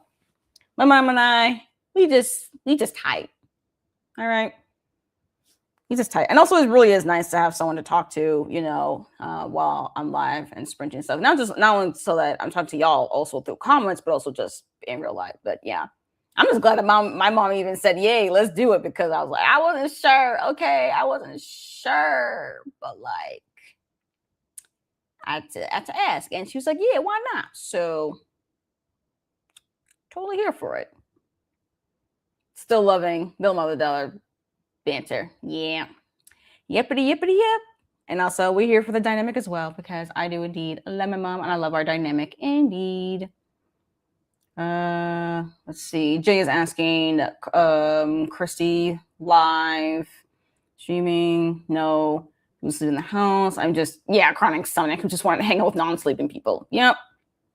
Here for the vibe. But hopefully, though, you do go to bed pretty soon, though. I mean, I'm glad, Kirsty, that you are here, but I do hope you go to bed soon. Yes, we are very cute. Thank you very much. You're doing it. Okay, it does read a bit younger, but it's okay. The cult aspect is fascinating. Oh yeah, I forgot there is a cult aspect to it. Look, I didn't look too much into the synopsis of the scammer at all. It reads a bit younger. I mean, it is a young adult thriller. It's young adult, right? Yeah. So I can see it where it feels maybe a little bit in the younger side of young adult, maybe closer to 13, then maybe the older side was closer to 17, but it be like that. But I'm glad that you were enjoying it, so that's good. It's not. Ooh, wow, 925 pages. So basically you're around a third of the way through. Oh my gosh, you stronger than me. They're legally allowed. Okay, until 1 a.m. on New Year's Eve, but I live in a pretty redneck area, so they just don't care. It's quiet now. She's curled up in a blanket next to me getting cuddles. Okay. Well, I'm glad that the kitty is now feeling a little bit more safe and is ready to cuddle and stuff. But okay, so they're allowed till 1 a.m., which, okay, I guess that makes sense. Just an hour after midnight. But yeah, it makes sense if people just don't straight up care. So yeah, that means you're probably gonna be up for a while then, just in case there's more people continuing to be inconsiderate and launching those fireworks. As me reading for one singular 24-hour day, but doing a 24-hour timer. Oh, you're doing the timer method. Okay. We'll take about a week as I won't rush things. Oh, okay. I see. Doing it over time, but reading around 24 hours. Okay. Cool. I do like the timer method for sure. It definitely, I mean, if I were to do the timer method, it definitely would work for me personally. However, for me, when I think of the filming aspect of it, I'm like, do I want this vlog to be dragged out for more days than it really should have been?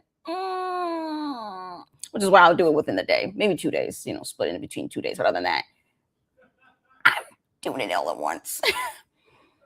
Oh yeah, the cram as much as I came to a single 24-hour period. That is true. That's also definitely not good for my brain either.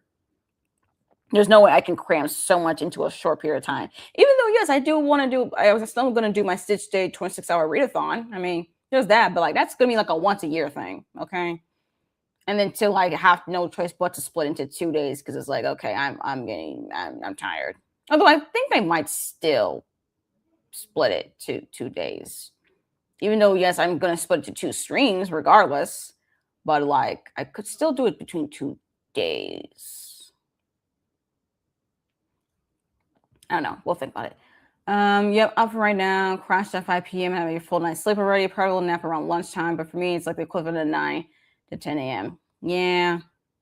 I mean, that's exactly how it worked for me, Kirsty, because like literally I went to bed at like 8 a.m. today, like 8 o'clock, and then I woke up.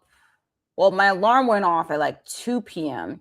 I turned it off, set a new alarm for 3 p.m. so that I could be up and ready to go for these sprints that start at 4 p.m. my time. So, like, look, I totally get it. I totally get it, but like, my brain is just like, man, I just. Sorry. Really needs to get myself together. I need to get this sleeping stuff together. Cannot wait for the stitch day. Me too. Look forward to it. Let's see. Do we have time? I'll just pull it back. Okay, wait. Do I have time actually? Hold up. Remember, just a little bit back. Okay, there we go. All right, cool. So we're gonna do another sprint, of course, because again, we are sprinting until it's midnight my time. So that is me limited. Let's see. If I do, I'm gonna want to do 90 minutes. So if we do an hour, 8:45, 9:15. We shall sprint until 9:15 p.m.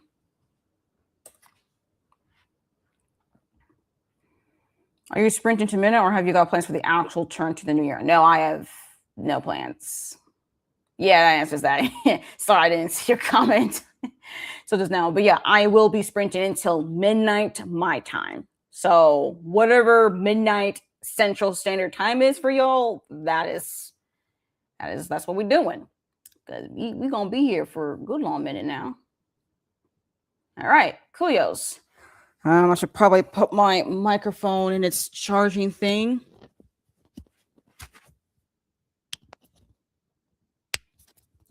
So that I can also charge the battery as since I'm not going to use this microphone for the hour and a half we'll be here. Kirsty, I shall be yours. I am greedy and I want to have 2 New Year's countdowns. Hey, let's go. Like we're totally here for it. Yes, and yeah, by the time that it's done with these sprints, my mom should be back. So sounds like a plan. Coolios. We shall reconvene in about 90 minutes. So happy breeding, productivity, all the things. And here we are to the countdown to the new year.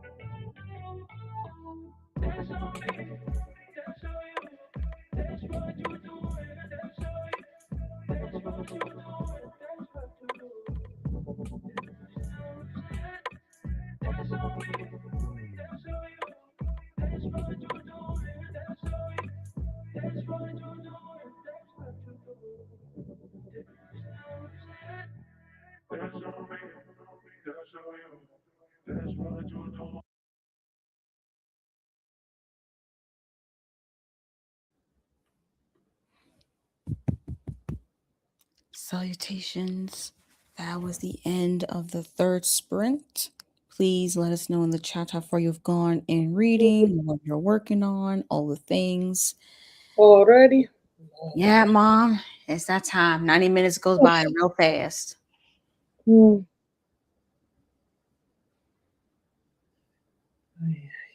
How's the sprint for you? For me, I'm here fighting sleep. Oh, wow, already? Mm-hmm. Okay, well, here's the thing. If you are tired, you need to sleep, you can sleep. No, I can't because I need to pick up Ami whenever she's done.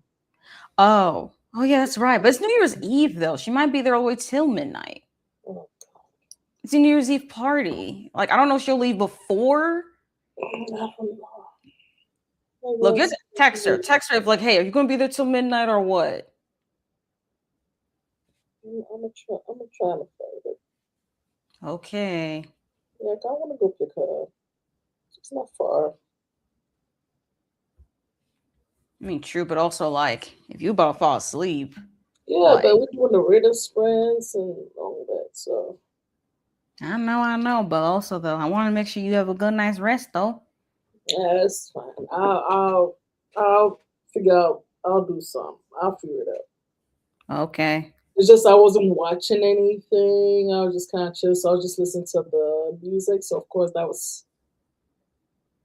doing this to me. All right. Well, I did all my printing, and it's very clear that at least the printer that I use to print is running low on, I think, cyan. No, cyan is fine. It has enough yellow. I think magenta, it's almost out of, and black. So as I was printing, certain colors started to not appear. And I'm like, well, it's more most apparent when I was printing out all the movies and TV shows I was watching. Yeah. I printed out every single one in the small in a couple sheets, and it's just the colors. Like I think the most egregious was when I was watching all my Christmas movies. Like, look at this. Look at how yellow this is. It's very yellow. So yeah, I think we ran out of black ink and some magenta in that printer. So we'll have to worry about that. And we don't have any more sticker label paper. So we're gonna purchase more of that. But that's a future us problem. I'm just glad I got all of my end of the year stuff that needs to be printed because I'll be I don't know. I'll be so upset if I could not get all my book covers together. Okay, I got a question because we're talking while I was getting ready to go, and I had so many questions, but I can't jump in because I had to go. Okay. But what is an anti-brain rot reading challenge? What is that? Oh, it is a challenge created by Janini from This Story Ain't Over. It is a challenge to challenge people to like basically not rot their brain, like like doom scrolling on Instagram, just like consuming media without actually thinking critically about it. So the idea Oh, of the challenge is that you take some time if you in your day, maybe like a couple of hours to like engage with a piece of media and like you can write down your thoughts in like a journal or something like that, ideally in a paper, like a physical journal. So it's more analog instead of digital to get away from screens. That's one part of the challenge. And also to read diversely, like broaden the kind of stories you're reading, the authors that you're reading, stuff like that.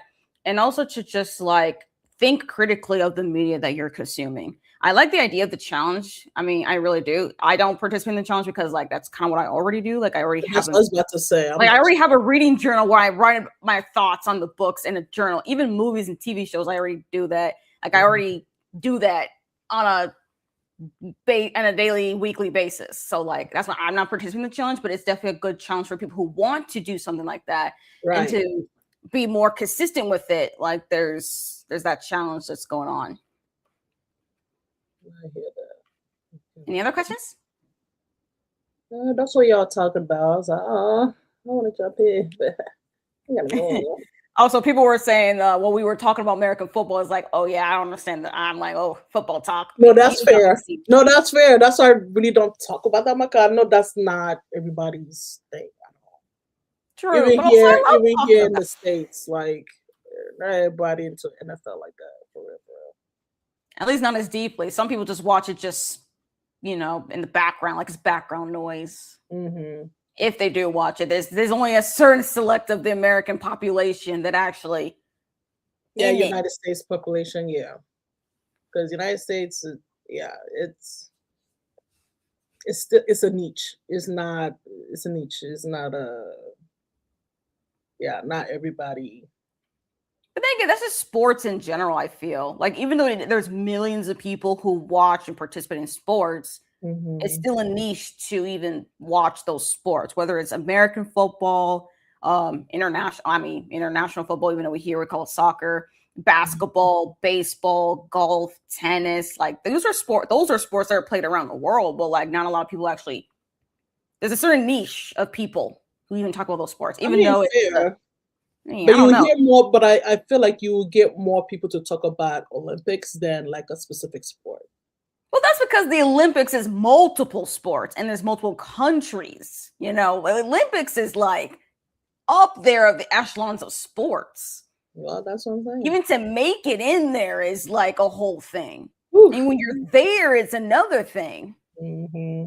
And also where it takes place, it changes every single few. And also only happens every like few years. Like every couple years, you get like the Winter Olympics, and then you have the Summer Olympics, and you go back and forth. Like we're going Like to get the every Winter 4 years, Olympics. yeah.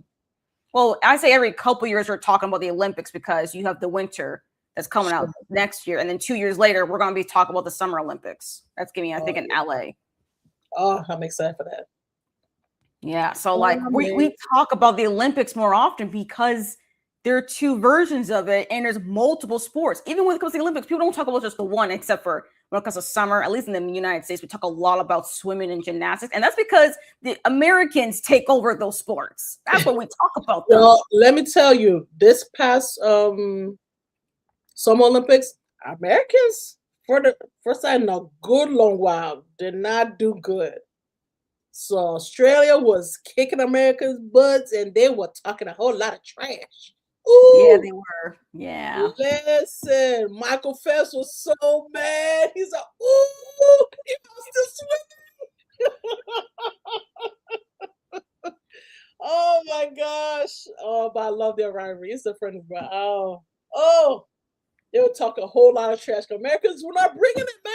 They were not, girl. So, Except for basketball, though, like when oh my France God, the versus America, that basketball. one, the men's one, the men's final.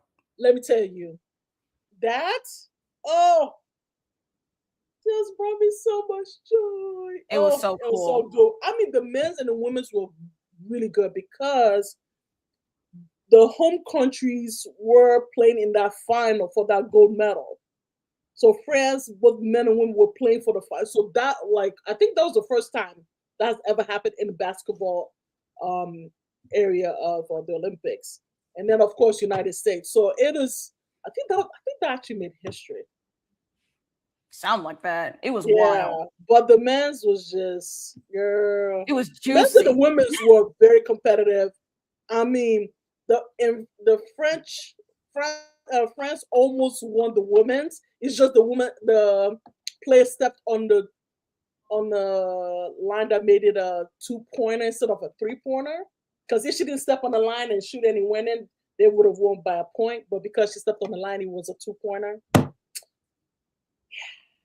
It was Mm. that, yeah. So that was also, but the men's was just, oh, listen. I was like, because again, I've heard of Steph Curry, heard of the Hmm. team he played for. That's great, all that. But watching him in the Olympics, I was like, oh, I see why they talk about you, sir. Got it. I see why they talk about you. Now I see why. Hmm. Oh, no, no, no. That Nui Nui, he did. That was so good. That was so good. And the men winning a medal in gymnastics. Yes, I remember. It wasn't the bronze, Oh, right? yeah, they got a bronze. Like, girl, forever, like forever. I'm Look, like, women's finally. gymnastics is like Woo. the I thing I'm know the always women. watching. I always watch Yeah. American. I watch the U.S. Uh, Woo. participants Yeah, for I don't know if women's Simone gymnastics. Biles gonna come back. She'll be too old. I mean, she was already like, woo. She's already in her 20s doing this last one. So I'm like, girl, Well, late 20s. She was in her late 20s doing the gymnastics.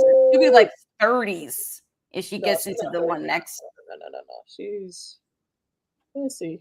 Oh, sure she when she did this last one. Early 20s, early Hold on, 20s. let me look up Simone Biles, and I'm just gonna find out her age. Okay, we're Okay, gonna go ahead. we're gonna find the whole thing. How old is she even now? Okay, now she's 28 from March. So by the time she played the Whoa. Olympics, yeah, So she see, was mid. she was Yeah, in her she's mid 20. 20s, Yeah, in her mid 20s. Yeah. so like Wow. 26. Woo! And she was doing all that at 26? Woo! Girl, come on. This is why she's the GOAT. Because listen, Yes, she's an Olympian of gymnastics. oh, she was doing all of that at 26. Uh huh. So by Girl, the time the next summer Olympics, she'll be oh my 30. gosh. She's gonna be old. Woo. No, she better not. I She's mean, the not way I going see her to. on her Instagram, she look like she's having she's enjoying her best life with her boo.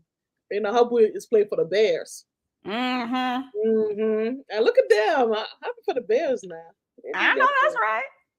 But no, like that's impressive for a 26-year-old to do what she did. This person, that is impressive, y'all. Like that is no joke. Cause listen, as old as I am now, just to turn around, girl, I get so dizzy. Just to turn around, okay? Let alone doing on them flips at 26. Girl, bye. And she been doing those hard flips too. She's up in the Mm-mm. air like 6, 7 feet in the air when because of her small Woo! body and her power. She goes up Oh like my. 6 feet in the air. No, it's 8 feet, not 6. It's 8. 8. Damn, her little body is so hot. Why? Because Dang. they should, like, how they be doing. They be measure. I think it's 8. I could be wrong, but it's higher than 6 for sure. Whew. And they measure. They're like, yep, that's how high she goes. And then for like, that's why she makes all those hard turns. And she had those turns named after her. Oh Lord, what happened? Oh dear. Oh Where'd my you God, go? I don't know what happened. What happened? Oh God, Lord. Okay. Uh Nope. yep, I I am don't see gone. you. All right. Well, I'll just do this then for now. I It's guess. Yeah. anyway. But anywho, anyhow, I said, child. No, I think she has 3 flips named after her. I think it's 3. She has small balls, 1, 2, and 3. I think she has 3 flips named after her because it's so difficult. Like it is wild. Oh, mm. I am more impressed with what she did. I did not know she's 26. I think she's 20. I was thinking she's 24. I mean, even No. then, still 26. That's almost girl. Bye. Almost Yeah. done. Uh-uh. Whew. Yeah, No, I that think was she knew at that time that this would be her last Olympics because I generally knew she was not coming back for LA and when she's 30. right, It'd be way too much on her body. like legit. Which kind of sucks though, because I'm like, well, I want to see her Simone Biles just one more time, but 30 is pushing it. Yeah, see, I'm trying to see this word. It's I okay, don't know what mom. happened to my camera, y'all, but it's fine. I'll just leave it at this. It's bent in a black screen. But yeah, no, that was great, and of course, track and field.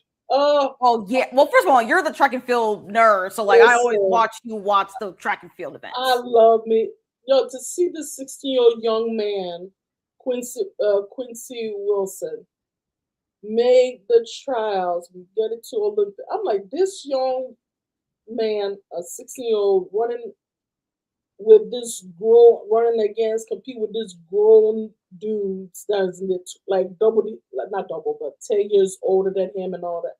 I'm like, buddy. He came out with a goal too. He was part of the relay team, Mm-hmm. and the men's relay got a gold, the 400, the 4x4. So he came out with a gold medal. I'm just so proud of that young man. I was like, can you imagine being in high school? 16, that's a junior in high school. Yeah. Oh my gosh. Walking around talking about something, yeah, I'm a gold medalist Olympian. Like, what? Boy, bye. Imagine the flex at your high school. Like Oh my imagine the gosh. flex. I can't wait to see him in Los Angeles. Like, by the grace of God, he stays healthy. Like, I can't wait. I cannot wait. Cannot wait. But yeah, oh, of course, our women doing their thing. I'm looking forward to Sydney doing an open 400 because she be killing in the 400 hurdles. So she's been competing in the open 400 to see if she can get the record in that one. So can't wait to see her. So it's just I just love it, love it. No, I love the Olympics, the summers for sure, but I also watch the winter because I'm in awe on how people, man, either regular like figure skating, speed skating. I love speed skating because that to me that's track on ice, literally, and I love track. So I'm just like, oh my god, say less, I'm in. So I watch all of the and the bobsledding, two bobsled, the four, the eight. Like I'm here for all of it. The snowboarding, like term the what they call them, not term, Turnpike. like I love all of it. I just find it fascinating. I'm like, man, to do a sport where you have to deal with cold weather on ice, I salute because that is not me. I Mm-mm. hate the cold. I don't do cold.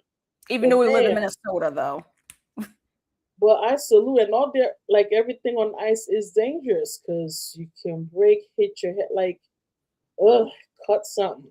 But these men and women, they out here, man, doing their thing. Mm. So I love the Olympics. That's the only time I pay for Peacock so I can Yes. watch the Olympics, watch all the different sports. Um, yeah. So I'm looking forward to it. It's starting February 9th, I believe. Is it I 8th or think it 9th? is no, it's not the 9th because the 8th is the It's a Super Bowl. Sunday. Yeah, that's a So Sunday. 6th, I think it's the 6th. It's that Friday.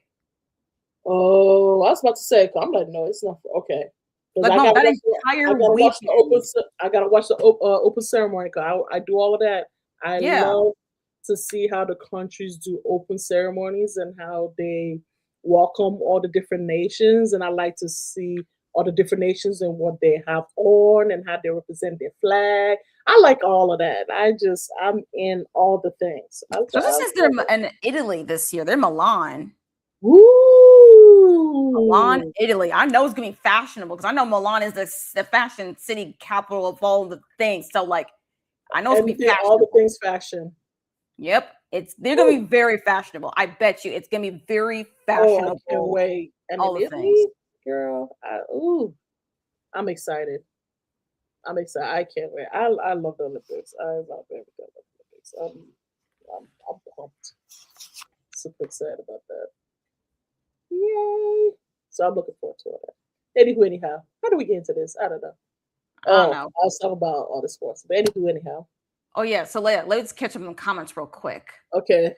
I sure did a few things during the sprint, like stretching, preparing for breakfast, and started reading an article on Substack. Sounds like a morning. Sounds like a Mm. real good morning to me. Mm. Oh yeah, forgot about like the anti-brain rot challenge, but I might look into it because the amount of doom scroll I did this year was abysmal. Mm. Honestly, yeah, I need to stop looking at my phone too. I mean, my screen time, I was looking at my screen time on average, and I'm like, there are some weeks where it's like less than 3 hours, and other weeks where it's closer to 5 hours. So like, I'm trying to be better at not being on my phone like that, but it's a struggle. Mm. Well, I What about just saw. you? Oh, go ahead. Oh, I was actually about to ask, like, Mom, do you struggle to be on your phone, or are you like, eh? The thing for me though is I play games on my phone. That's what I do. Like it's not like I go on Instagram, yeah, sure, but I play more games on my phone than the whole doom scrolling thing. So for that, just I don't know, just to have something to do. Um, so that's why I tend to do. Oh, I know that someone's reading something from Tiffany Jackson. I like Tiffany Jackson. Oh, the scammer. The scammer. I think I that's a guess new release. it has to become. Oh, I didn't know she has something new. And she said something about the cult aspect. So I said, ooh, yeah. I like. Oh, Monday's not coming. That book to this day. Ooh, that book and James. Those two books. Mm. Oh my.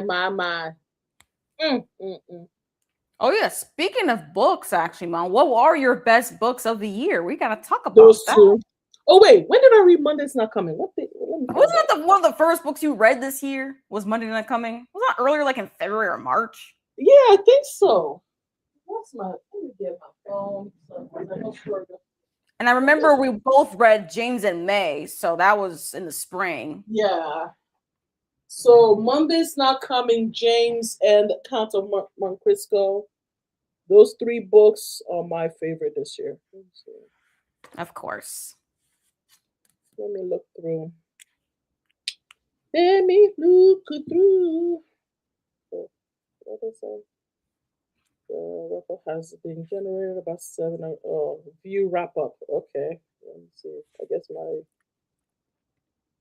Okay, let's see. Oh,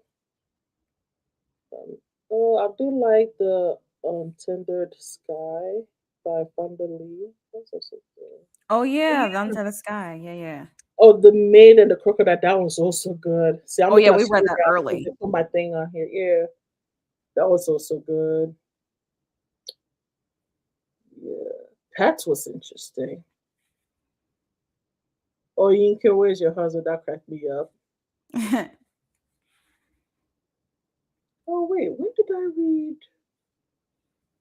Rolling I don't see Monday's Not Coming on my head. Did you not track it that you've read it? I know that's what I'm trying to think now. I'm like, did I track it? Well, it's not too late. I don't know. Why is it not showing on here? I could swear I read that this year, though. Did I read it last year? Or was it last year? I don't know. You got to look at like.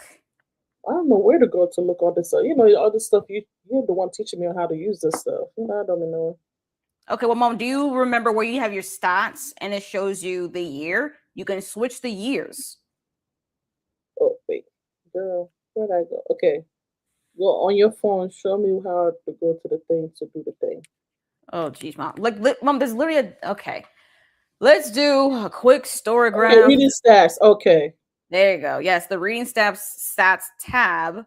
There is a section you see right here. You see on my screen, Mom? You Uh see huh. where it says 2025 on there? Yeah. Yep. Click on that and choose the year. Oh, I just put all time. Cause I ain't read. Oh, only have 2025. So, okay, you didn't record nothing in the previous year. All right. Yeah, because again, you the one showing me all this stuff. So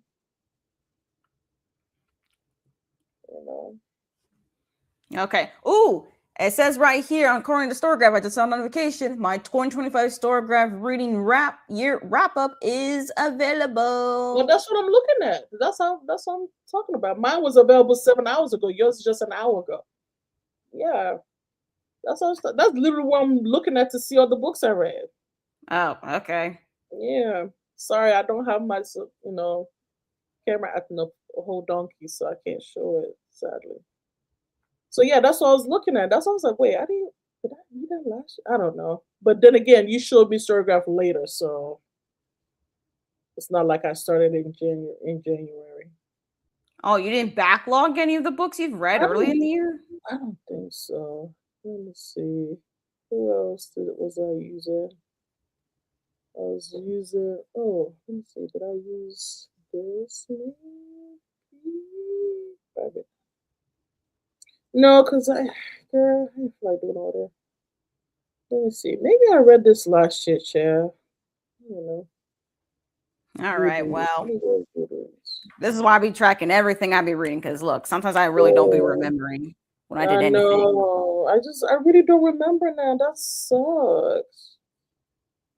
Okay, did I put it on here?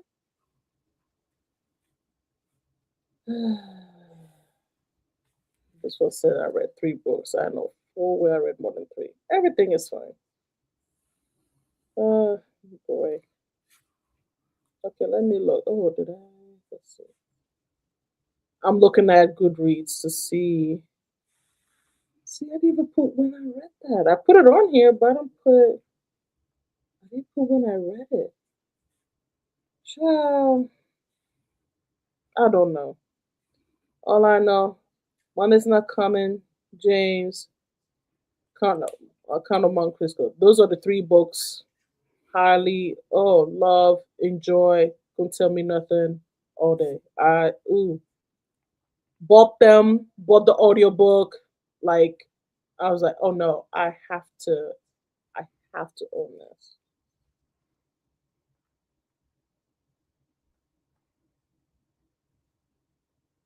I have to own this.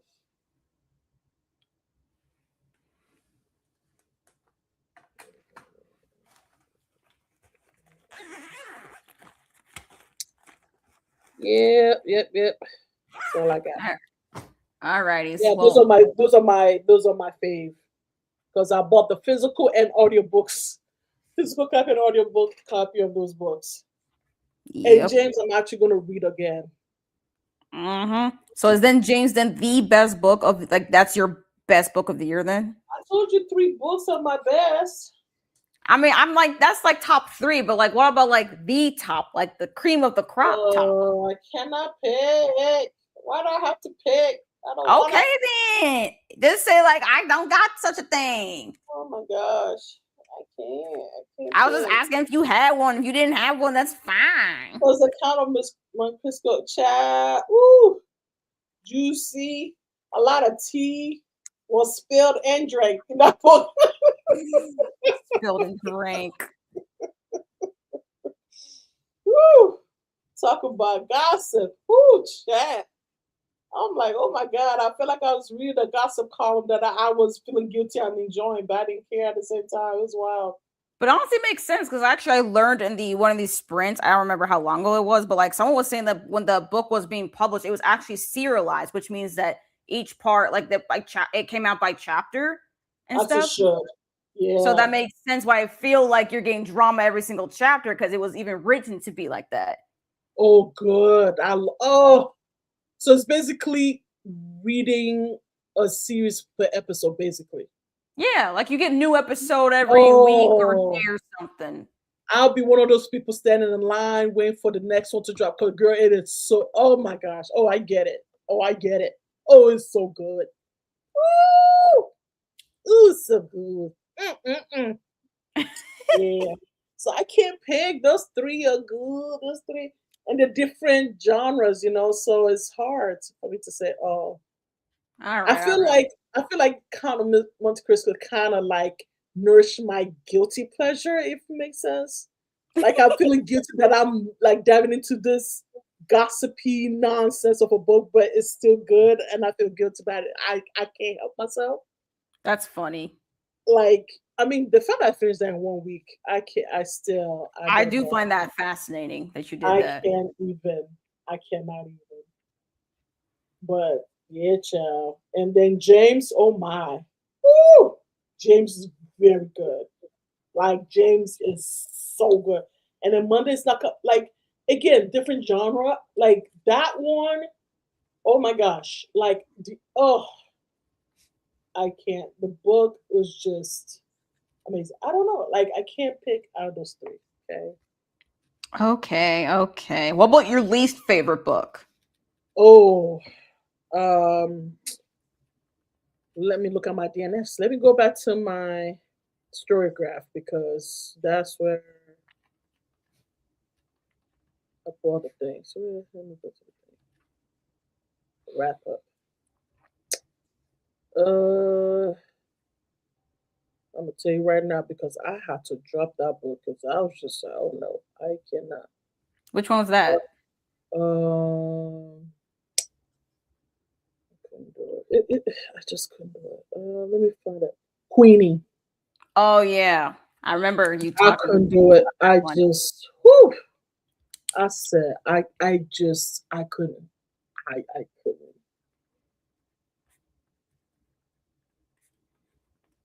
I just could not do it.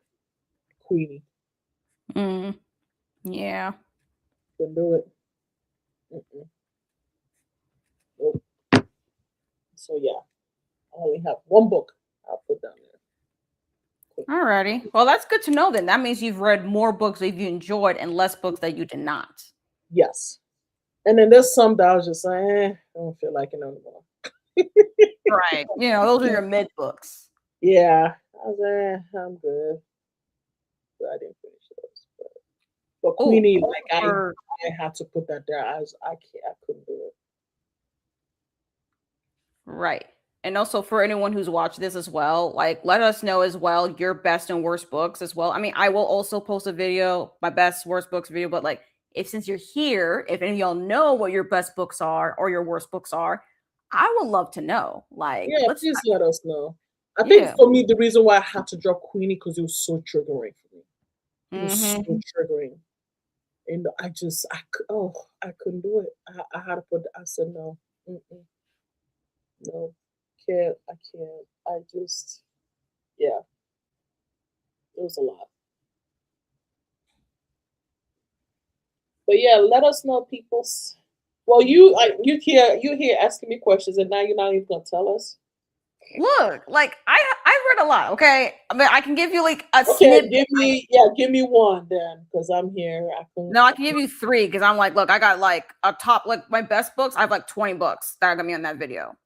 Oh, okay. So I just can give give me y'all three like then. three. Yeah, give us a teaser because I know you're gonna put up a video. You're gonna go in deeper and all the things. So at Okay, least, so one of them is of course The Maid and the oh, Crocodile. of course, That I actually enjoyed that book. yeah. Of course. So that's one of for sure. And of Mhm. course, James. Oh, come on. Yeah, we I mean, actually read that, didn't we? Didn't we buddy yes, read me and that? Buddy read it. Yeah. So that's three, two. Let's see, my third one. James is so good. Ooh, my third one. I mean, yeah, I'm trying to again, this is just a tease, but I would say The Buffalo Hunter by Stephen Graham Jones. Ooh. That became available in Libby for me, but because I didn't get to it, I think. Wait, do I still have it? Or did they return it? They probably returned it on me.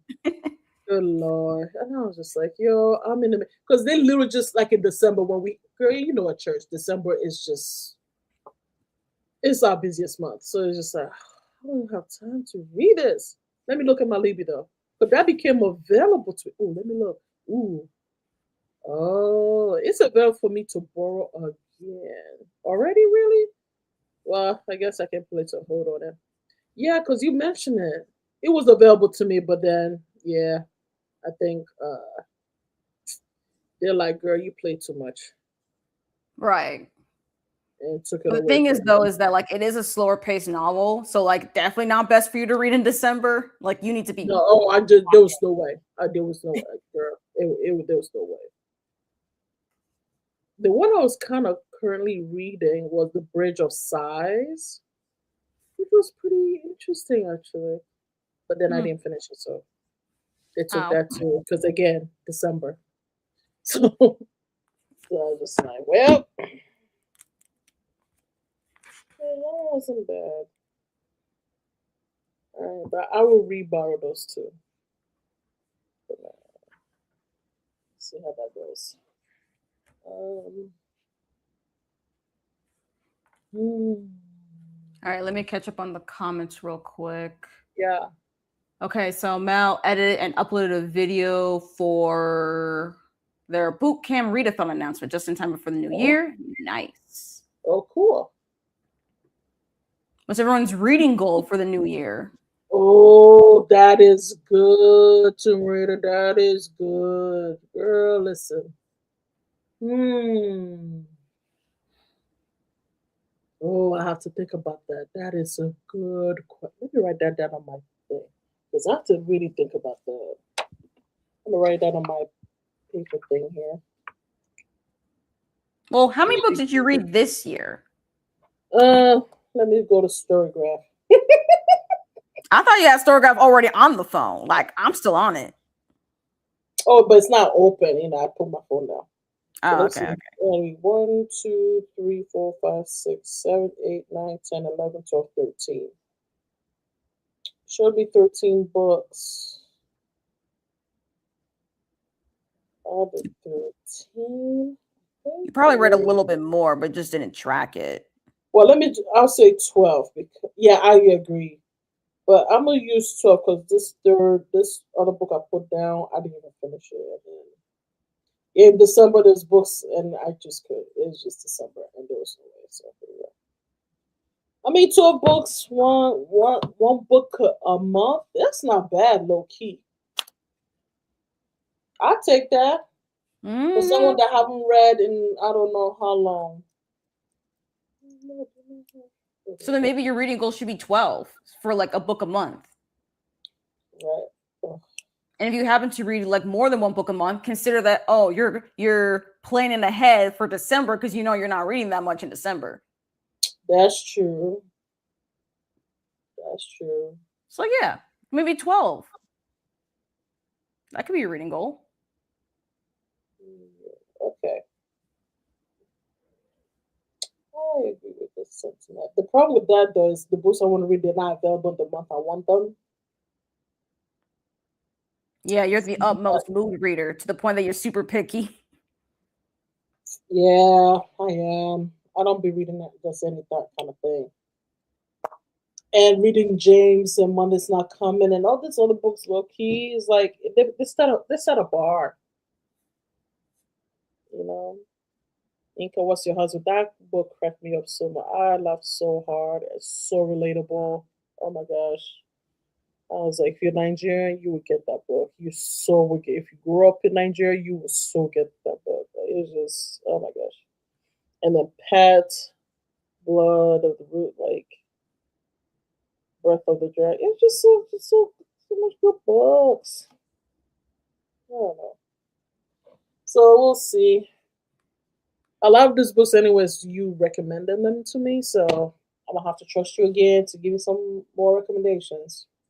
All Because a right. lot of these books I read because you recommended them. I mean, true, but also my Even particular. James, even you, the one that brought that up to me.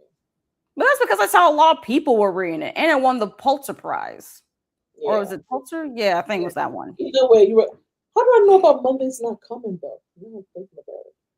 Mm. I don't remember. Oh, somebody recommended that. Maybe someone on your chat that said. Oh no, I know where. It's in the book club that was following on Facebook. Ah, That was I'm a part of that mentioned it. And I read I was oh my. Ooh, yeah, yeah. That's how I do about that. Anyway, but yeah, most of the books here is because you said something. So I'm gonna have to depend on you again. Ooh, excuse me, y'all. Didn't mean to y'all like that.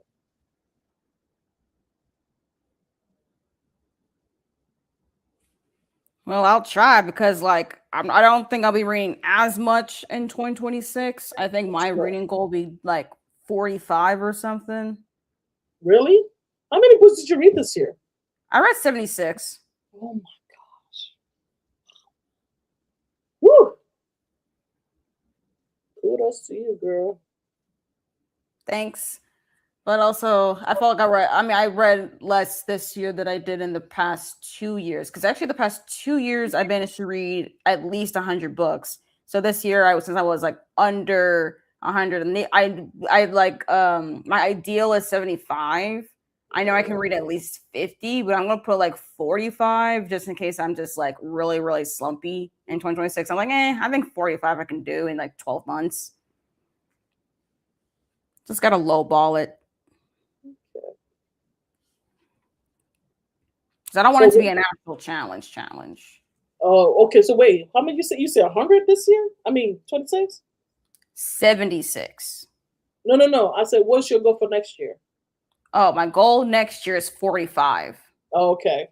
Okay. That's fair. I mean, low key, because you start school, so that's fair. Mm-hmm. That is very fair. I mean, if you're able to reach 45 books in while goes, girl, listen, I salute. Well, speaking of which, are you going to include then the books you read at school? That's what. If it's, well, if we read the full book, here's the thing. If I only read an excerpt, I don't count it. If we read the full book for a class, Oh, you have I'm to be the full counting it. book. Absolutely. Absolutely. It has to be a full book for sure. All right, well, go ahead. Let's see. Okay, so Tomb Raider's top read was an arc. Our Sister's Keeper by Jasmine Holmes. Oh yeah, that's book coming out sometime next year. Please read it in 2026 so I can hear y'all's thoughts. It was so good. Oh, yeah? Okay, let me write that down. Our Sister's Keep, just to let you know. It's Our Sister's Keep Okay, let me write that by down. Jasmine Holmes. I do know that's a bindery book though, so I don't know how we can quite get it for availability because I don't know. Our library is a little bit stingy regarding the bindery book stuff, so we'll see because they don't usually purchase the audiobooks because I think it depends on the imprints from the bindery folks, who their imprints, if who they get the who gets the audiobook deal. So like it's hard for a library to get the audiobook. We'll see about the ebook. I know my mom doesn't read ebooks though, so that's why I'm just like that might be a bit of a hard I'm an one. audiobook because then with audiobook I can be doing something while I'm listening. So it But we'll just. see though. Maybe the audiobook will be available that's not an Amazon related I audiobook. hope not. Oh my Because god! If it's Amazon, I'd be so upset. right, because usually, I don't know, a lot of the bindery books tend to be, especially as an audiobook, tend to be through like some sort of audible adjacent audiobook company. And I'm like, y'all, I can't, I don't have access. So like, we'll see. Maybe as time goes on, they start branching out to different audiobook companies who will want to get the audiobook deal. I hope so, because I don't know. I want to read more of the bindery book stuff, but like, they really are mostly a myth for me. So we'll see. But this is a different imprint though. So I don't know. I'll remain optimistic though. At least give it a shot. But it is very much dependent on if I have access through my library. According to Alaris Publishing, June 2026. Yep. Oh yeah, you say you have the art, oh the actual art. Okay. Okay. Please notify me when I forget it. Haven't Aisha has not read Queenie but watched the show. So Okay. I can do it. I hope the show was good. Worst book was Cutthroat by Octavia Grant. Gorgeous cover, horrible book. Cutthroat.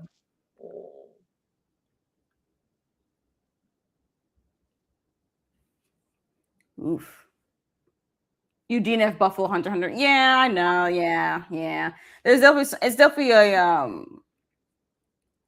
a book meant for specific kind of people. Not everyone will love it if you've read it, especially regarding Stephen Graham Jones. I have heard that he's very much a hit or miss author for a lot of readers. He's very particular with how he writes horror and thriller. So, like, I can see how the Buffalo Hunter will not work for some people, but it really worked for me. It was also my first time that I've ever read from this author, so I will read more. And that way I can also compare. Like, is it just this particular book that worked for me, or are there other ones? Like, I don't know. I gotta explore. But I'm waiting for the only good endings to be available through my library. So that's the one I'm working through next. Oh, so she said she didn't finish. Oh, you didn't finish Buffalo Hunter too. Mm-hmm.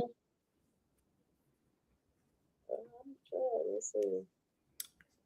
Tomb Raider read 140 books this year and think going to bump it up to 145 and 26. No kidding. Oh my goodness. Wow.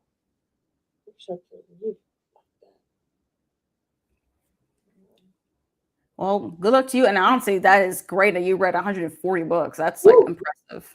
That's amazing. Then how many did you DNF, girl? I'm intrigued now. Oh yeah, that's a good question. I mean, I've read 76 books that I finished. Now, the number of DNFs, I need to check, but I think it's like nearly 70. Ooh. Yeah, I DNF'd a lot of books this year. Yeah, Tomb Raider, let us know. How many books did you DNF? Oh, just found the comment. 4. Only 4. Oh. Read 140, DNF'd 4. That's impressive. Okay. So you said you DNF'd what was just Buffalo Hunter. What other 3 books? What's the other 3 that you DNF'd? Oh yeah, give us a list of all your DNFs since it's only 4. Like since it's only 4, let us know. Yeah. And while you do that, the other 3 are. So while we do that, Aisha's best book was Against the Loveless World by Susan Abu Hawa, and the worst book, don't think I have a worst book, but I think the least favorite, now that I thought the book was bad, was The Roommate Risk. Wasn't that by Talia Hibbert? The Roommate Risk? That's a romance book. Okay. Yeah, I'm not big on romance. But Against the Loveless World, yeah, that definitely makes sense. I actually do own Against the Loveless World on my physical TBR, so it's a book I plan to read eventually. The Roommate Risk, I'm not sure if I will read it because I did really love reading the Brown Sisters trilogy by Talia Hibbert. And I still need to look on the backlist on which books, because, like, again, I'm still picky on my backlist. But yes, by Talia Hibbert, right? So I was right. That's what I thought, because I have seen that book title around for Talia Hibbert, but, like, I don't know. I need to vet which books backlist that I'm interested in reading from this author. But I did really like the Brown Sisters trilogy, and it is a romance series, and I really enjoyed it. Actually, that's another thing, actually, Mom. I mean, again, this is a hard question because, like, you are finally getting back into reading, but, like, maybe I guess I can rework this question into being like, what is your favorite genre that you've read this past year? Oh, again, it's not like I've read a lot of genre, but I don't know. So far, I guess because I'm just getting back to, I guess, as a young adult. I don't know what I mean. Well, young adult is not a genre; it's an age category. Oh, never. Even though, here's the thing, though, people in the book community, which is one of my pet peeves, keep saying middle grade and young adult children's. They say this as if it's a genre, which is not. It's an age category. You know, it's an age category. It's never an actual genre. Like, it always irritates me when people say it like it's a genre when it's actually not. Sorry, and I bet you it's us older folk that say it that way too. I mean, I do watch adults who talk about books, so, like, yes. Sorry. It's an age category, okay? Because it's just about the ages and what's appropriate. I don't even know. That's a very good. I don't even know. My thing is, if the story is good, I'm in. I don't know. I guess you just don't care then. I guess you are kind of. I guess it's less so a genre thing for you. I mean, then again, you haven't read a lot, so, like, that's what I'm saying. It's hard for me to say. I mean, you've read fantasy, like The Maid and the Crocodile, fantasy romance, which is young adult. I mean, of course, you have Money's Not Coming, which is a young adult contemporary thriller. Right. You have James, which is historical lit fic and adults. Yeah. And like, so you do hop around between age category and genre. So I guess Right. it doesn't And the matter on Count of the Monte genre. Cristo is definitely adult, but I don't even know what genre to put that one in because it's a classic, but I don't even know if classics have. No, well, I'm assuming they should have genres, but I don't Oh even yeah, know. classics have a genre. Like there's lit fic that's classic. There's science fiction. There's classic Yeah, sci-fi, but I don't classic even know what to horror. put the Count of Monte Cristo on. That one Yeah. I think it would consider as literary fiction. Okay. Okay. Sure. It's more. Yeah, I I can mean, see that. yeah, Okay. Yeah. So yeah, I don't know right now. To I don't know. it's okay. Yeah. Yeah, Hmm. I'm all over the place with it for sure. Well, according to Storygraph for me, they said one of my top genres is like fantasy, which is always is, but also I've read a lot more romance this year. Did you really? I've And did read a you lot like of. them? I liked a lot of them. Okay. Even some of my favorite books of the year were romance novels. Oh. Whether Oh, I it see. is contemporary or fantasy, if it's Mhm. romance, it's there. Okay. Oh, she gave us the list. Ah, yes, yes, yes. Keeper of the Lost Cities by Shannon Messenger. Welcome to Mhm. the Hunyundong Bookshop by Huang Borim. And Evenings and Weekends by Osa McKenna. Okay. The bookshop one I'm familiar with. I can see why you would not like that one. The other two I'm not familiar with. I feel like Evenings and Weekends is a new release, though. I think that title is a little bit familiar, but it's a new release. Keeper of the Lost Cities. I've never heard of Shannon Messenger. And of course, we have the Buffalo Hunter as a DNF. So yeah, I guess I'm only familiar with the two of the four DNFs as like Mhm. title wise and the I cover. only know one out of the four. There you go. Yeah. I don't know these. Okay. Well, thank you for letting us know. Hmm. That's impressive. Wow. I mean, really, honestly, I do. I always find it impressive when people read a lot of books and yet they don't DNF as much, even if they're like, whether they're stingy about DNFs, like, oh, I don't really DNF books, or like, oh, they do DNF. It's just that they didn't manage to DNF a lot. I always find it impressive when you can read so much and not finish books. Like you continue to finish reading the books that you pick up. Like I'm too picky. Like I just can't. So, Rita, did you tell us your favorite read? Oh, she probably did. You did. Let me go I don't back. remember. I just remember how many books you read, but I don't know if you told Oh us. yes, the top read was an arc. My Oh our yeah, the arc. That's it. That's what I wrote down. Yeah, yeah, yeah. I'm like, I think she and then did. this is the worst book, Cutthroat. Oh, ooh, dang. Hmm. Ooh, that's about the name. You would think would be good though, but I guess.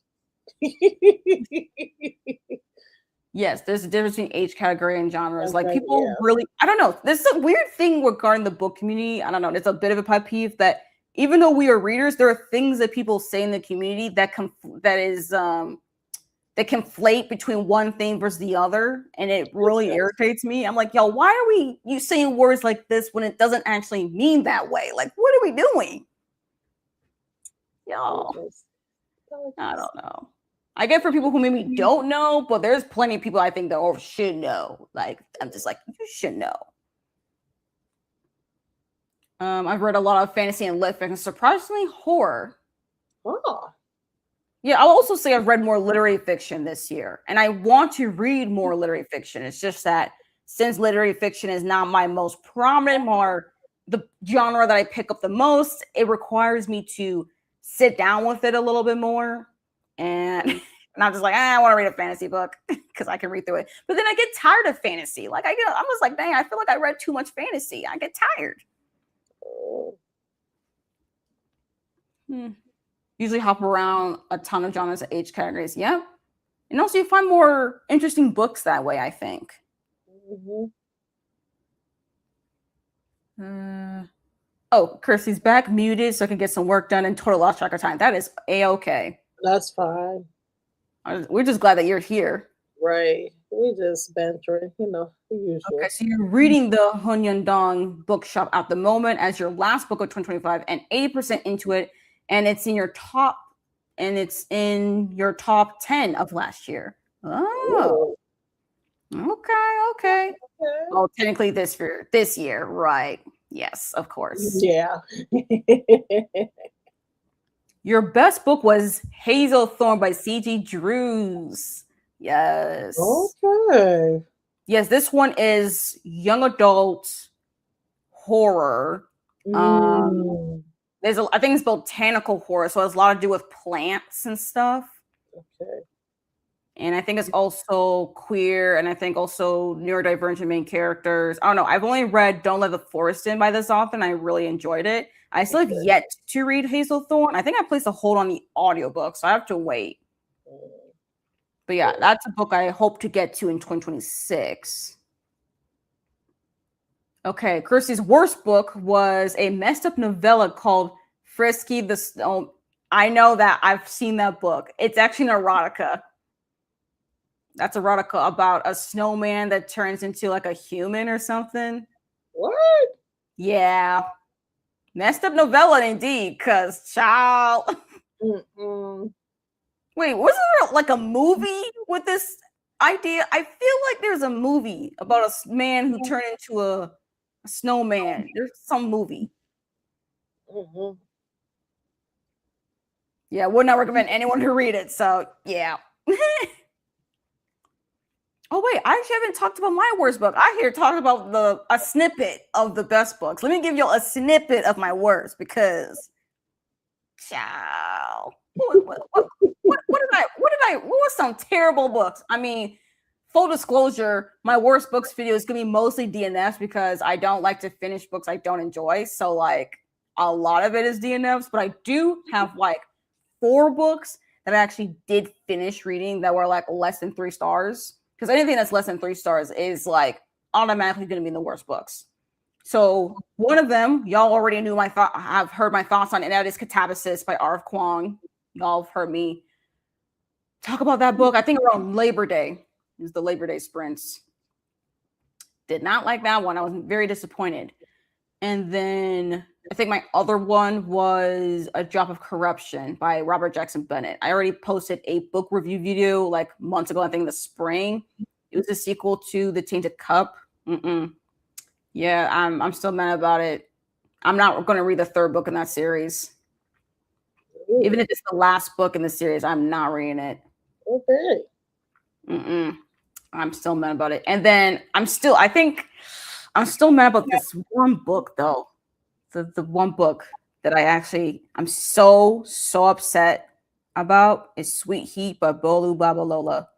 I put a video about this book in the fall, I think around September. The book came out in September, and I'm still mad about it months later because why the heck did the author decide to have not first of all, this author, the debut novel was called Honey and Spice, right? These 2 Mhm. characters met in college, fell in love.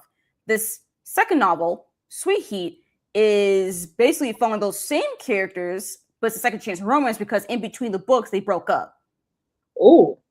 which is a choice to do. I think that's a very particular choice to have your second book be based upon the first character, the characters from your debut novel, and then splitting them up in the second. I think that's a choice there, and I wanted to try. Like, okay, bold move there, bold. So let me just see where this is going. And honestly, it was such a waste of my damn time. Granted, though, I am in the minority. There's a lot of people who have read that book and have really enjoyed it.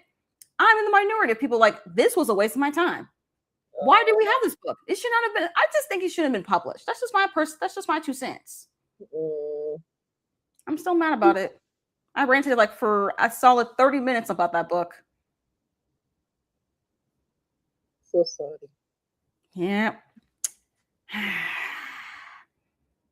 And also, I've also learned that since also both those books are romances, I have learned that I can enjoy a second chance romance, but the way that was written, Sweet Heat, was not the way to go. Mm, Good thing I read a good version, like a really good version of a second chance romance. So okay. that way, I'm like, okay, I can compare between the two. Mm-mm-mm. Oh, Tomb Raider loves botanical horror. Have the audio for Hazelthorn waiting on Libby, as a matter of fact. I know that's right. Okay, Mhm. so Hazelthorn is a YA horror with a murder mystery plot. It is queer and basically a giant allegory and love letter to the artistic experience. It was beautiful. Okay, cool. I only read the Snowman book because my friend dares me. See, it'd be like that though. Your friends be like, I need you to read this. Whether they've read it or not, they're like, look, I need you to read it so I can hear it. Like, oh, so you trying to put me through something. You trying to torture me. That's what you're trying to do. I mean, I love the friends like that, but also like, why? Someone who doesn't enjoy smut typically, and of course, to read the most unhinged Christmas monster smut. They were not disappointed. Oh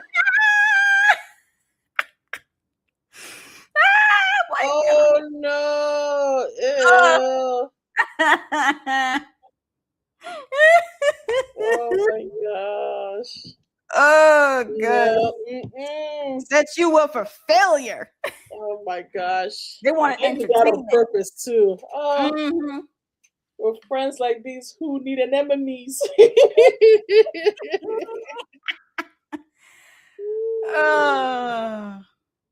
Okay, but an actual novel that was the worst book was Black Heart Ghost by Laura Eve, which was the second book in the Black Heart Knights duology. Book 1 was almost 5 stars. Book 2 was a D, and if it was so bad. Dang. A duology. The first book was so good, and then the second book was trash. Oh, because movies be like that too, girl. I mean that's true. That's true. Though, man. Dang. Ugh, I hate that. Because yeah, I've learned as I keep reading more books, especially reading more series, I have learned that like the first book in a series can be easily deceiving because the author, especially if this author's a debut, sometimes their sophomore novels, which is basically the second book in the series, will be like a slumpy book. So it's just not that good. It's like why? Like why? So I am so sorry, Kirsty, that duology betrayed you like that. Oh, that sucked, man. So disappointing, for real. Oh, you bought a copy of Faceathon for everyone in your friend group for Christmas. Nice. So you can do like a group buddy read. I love it. I love that. Actually, you actually enjoyed one of the books that you read for that vlog. But yeah, Snowman was not it, and neither was the elf that came to life and had a candy cane in place of a peepee. What? Say what? Like what? Okay. Oh my gosh. Oh yeah, I forgot you had that one vlog with Garden like reading Christmas books and stuff. Yeah, because Kirsty was made like a reading vlog, reading some like particular like Christmas books, Christmas related romance books and stuff. So yeah, okay. I mean, I knew about the Snowman one, but this elf king of life thing, I don't know about that one. Let's get this off the page, girl. Oh. Okay, so go back to the duology thing. Book 2 is basically just went completely the opposite direction. It should have and introduced a whole bunch of new characters and nothing to do with book 1, so nothing got resolved. Is it like a standalone? It must be like a standalone duology because that's the only way that will happen. Because on an actual continuation of the first book, it's just like, it's standalone companion, which I hate that. They need to tell the readers that, hey, this is a standalone companion. Like, this is not like a follow along. This is like a part series. Like, no, we just have contained story here. They're just in the same world. So that's why it's a series. We need to call it something else. I don't know. I mean, things people have companion novel, companion series, I guess, is the way you call it. But publishers need to be more forthcoming to readers, like in the marketing of the book, like, hey, this series is companion series. All the books in here are standalone. They're very much contained, so you don't have to read them in order. They don't they don't go together. Something. Yeah, just to help that. So you're not confused. It was not fun times, and you were traumatized. Oh. I can imagine. Man. Yeah, see, friends like that. You know, only your friends would do such things like that, though. Oh.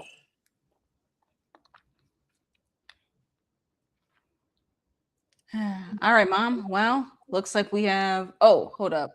There's another comment. It was a direct okay, so it was supposed to be a direct sequel. Just didn't acknowledge the stuff in book one for so long. The main character for book one almost became dang. Ooh. So it was a direct sequel. It just didn't. It was not written well. Damn. Yeah. Mm. Well, that's that on that. That on indeed. Wish it was, so I could have hoped for an actually decent book, right? At that point, should have just been a companion novel. All right. Well, looks like we have time for one last sprint, and then we can get to the countdown for midnight. So, should we sprint then till our final sprint? Then should that be till like a quarter to midnight then? Oh yeah, why not? So it'll be like over an hour, maybe nearly 90 minutes or so. Or can we just come back at midnight? Okay, we could do that actually. Yeah, let's just come back at midnight. So basically, we come back in the new year. Pretty much.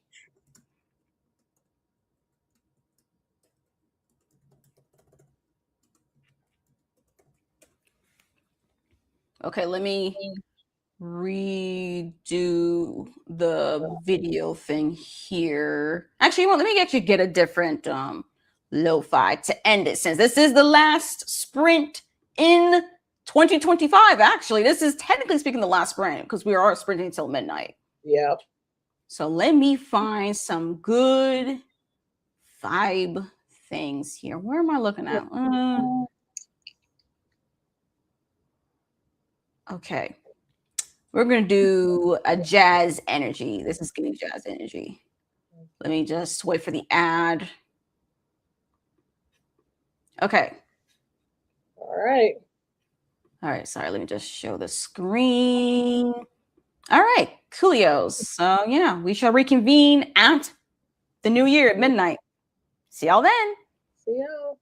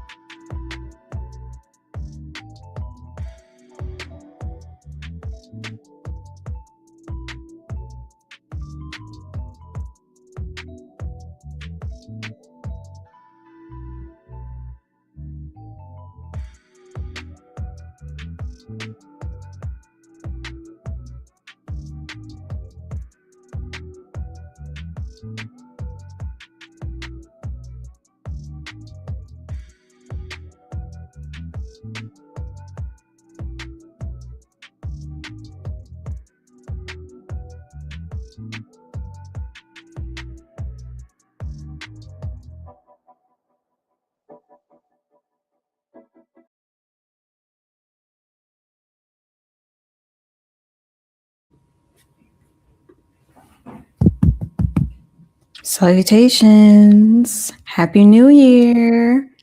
We're in Happy New Year, y'all. 2026. I have to hold up. Oh, well, yeah, still can't see with the camera. Yeah. Happy New Year, everybody. Happy New Year. Woo, woo, woo. Now, I know for those who are in the Pacific time zone or Mountain time zone, not quite New Year yet. And for those in Eastern, it was already been the New Year for an Yeah. hour. Mm-hmm. Anyways, Nevertheless, Happy New Year, Mom. Happy New Year, girl. Happy So, what you New doing this? Year.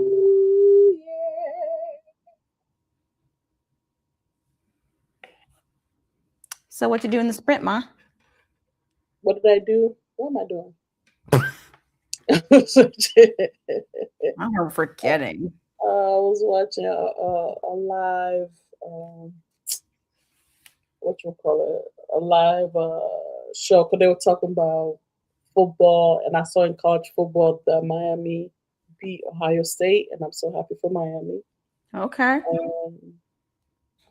Yeah, and of course they cracking jokes. So kind of funny. So doing anything to stay up, um, to see the New Year. So I'm excited. Well, you did it. You made it to midnight. Excuse me. Ooh. Yes. Let's see. I continued working on my reading journal. I did complete the book matrix because, yeah, I'm doing a book matrix. And now I'm just adding in all the posters for movies and TV shows. Y'all see all that here? Yeah. So where is it this side? Nope, it's on the other side. So this is where I got so far. I'm not even done yet. Like I still have this bit here and then this bit here as well. But hey, I think I'm like a third of the way through. Well, a little bit more than a third, but like I made some good leeway. I made some good headway. I mean, That good is headway. And then I still need to go back, add in some actual reviews, finish up writing my reviews in this journal. And then this journal can officially be retired. I can officially even start filming the flip through. I can officially start actually filming my end of the year content. Since now it is January 1st, I can actually do all that. all right. Like properly, it's properly the new year. So yeah, January, y'all, you're gonna get a lot of videos. All right, let me catch up. Huh? What was it? Oh, you just yawning? For me? Yeah. Yeah. All right. To get myself to get over here. All right, let me catch up on Excuse me. see you when you join me next year.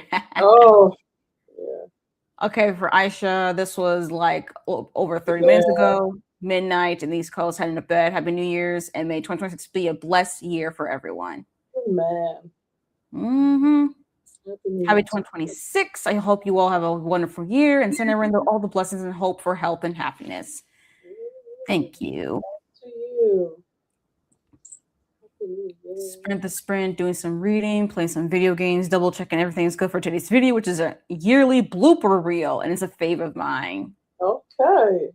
I think having a blooper reel kind of thing, like a blooper video of all your content and stuff, is a fun one. That's cool. Made it to midnight, but at what cost, right? Because like you're like 6-7 hours ahead of us, so I know it's like early morning. I mean, at what cost? I mean, I guess the cost is that like you got some good lo-fi and like we got some conversations. I don't know. Yeah, we had a great conversation. So I enjoyed it. Always love how your journal looks. Thank you. I really like how this looks as well. Definitely one I definitely want to do for my 2026 journal. I just kind of sucks though because like the printer unfortunately ran out of certain colored ink. So like you could tell as like you will see the the movie posters and the TV show posters is like you will see color that's leaving the page as you will swipe through. Like I'm not done yet, but like as I'm going through here, I'm seeing less and less color, Yeah. which is unfortunate. But you know what? It is what it is. It Okay. is what it is. It's fine. In 2026, I'll save up money to get more label paper and more ink.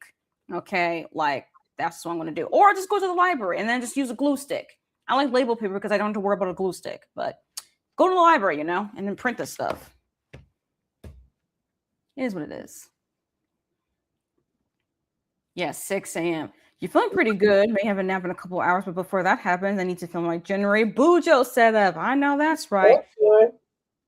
I actually do need to work on more on my bullet journal. I just did enough of it to do the beginning of the year spreads and the January stuff, and then just this particular week. I haven't finished my weekly spreads yet, but we'll worry about that later because right now it is reading journal time, and then now I need to like lock in to do videos. I need to lock in and do other things. I need to make a to-do list, but right now I'm just not quite there yet. Yeah, you can't finish your 2025 reading journal for the same reason. Run out of black ink and need to replace it next payday. Mm-hmm. Yeah, it'd be like that. It's real. Yeah, well, Happy New Year, everybody. Happy New Year. I hope this year as well is good to y'all. I hope that y'all power through anything because as much as I want good things, I know bad things are going to come. So I hope that y'all continue to persevere and have hope to get through the year. Okay. Do not give up. You will make it through the year. Okay. You made it through the last year and the year before that and the year before that. So this year, you can make it through it this year too. Okay. So don't give up. All right. Also hopeful as well for health and financial health and all kinds of health, just things to be good. Mm-hmm. You have one more week of madness. Breathe. Oh, you did Bookmas? 23 videos in December. Wow. Yeah, there are people who do like 7 days, post every day, 12 days, the whole month. Wow. That's amazing. Mm-hmm. I can't do it. I don't have enough video ideas for the month of December. By the time it's December, my brain is mush. So like kudos to you for posting 23 videos in December. Mm-hmm. One more week and then you can rest for sure. Not even think about YouTube. Have a wonderful day and start to the year. Wait, hold up. Let me see if I can do the thing. Come on. There we go. Got a confetti. Well, Happy New Year, everybody.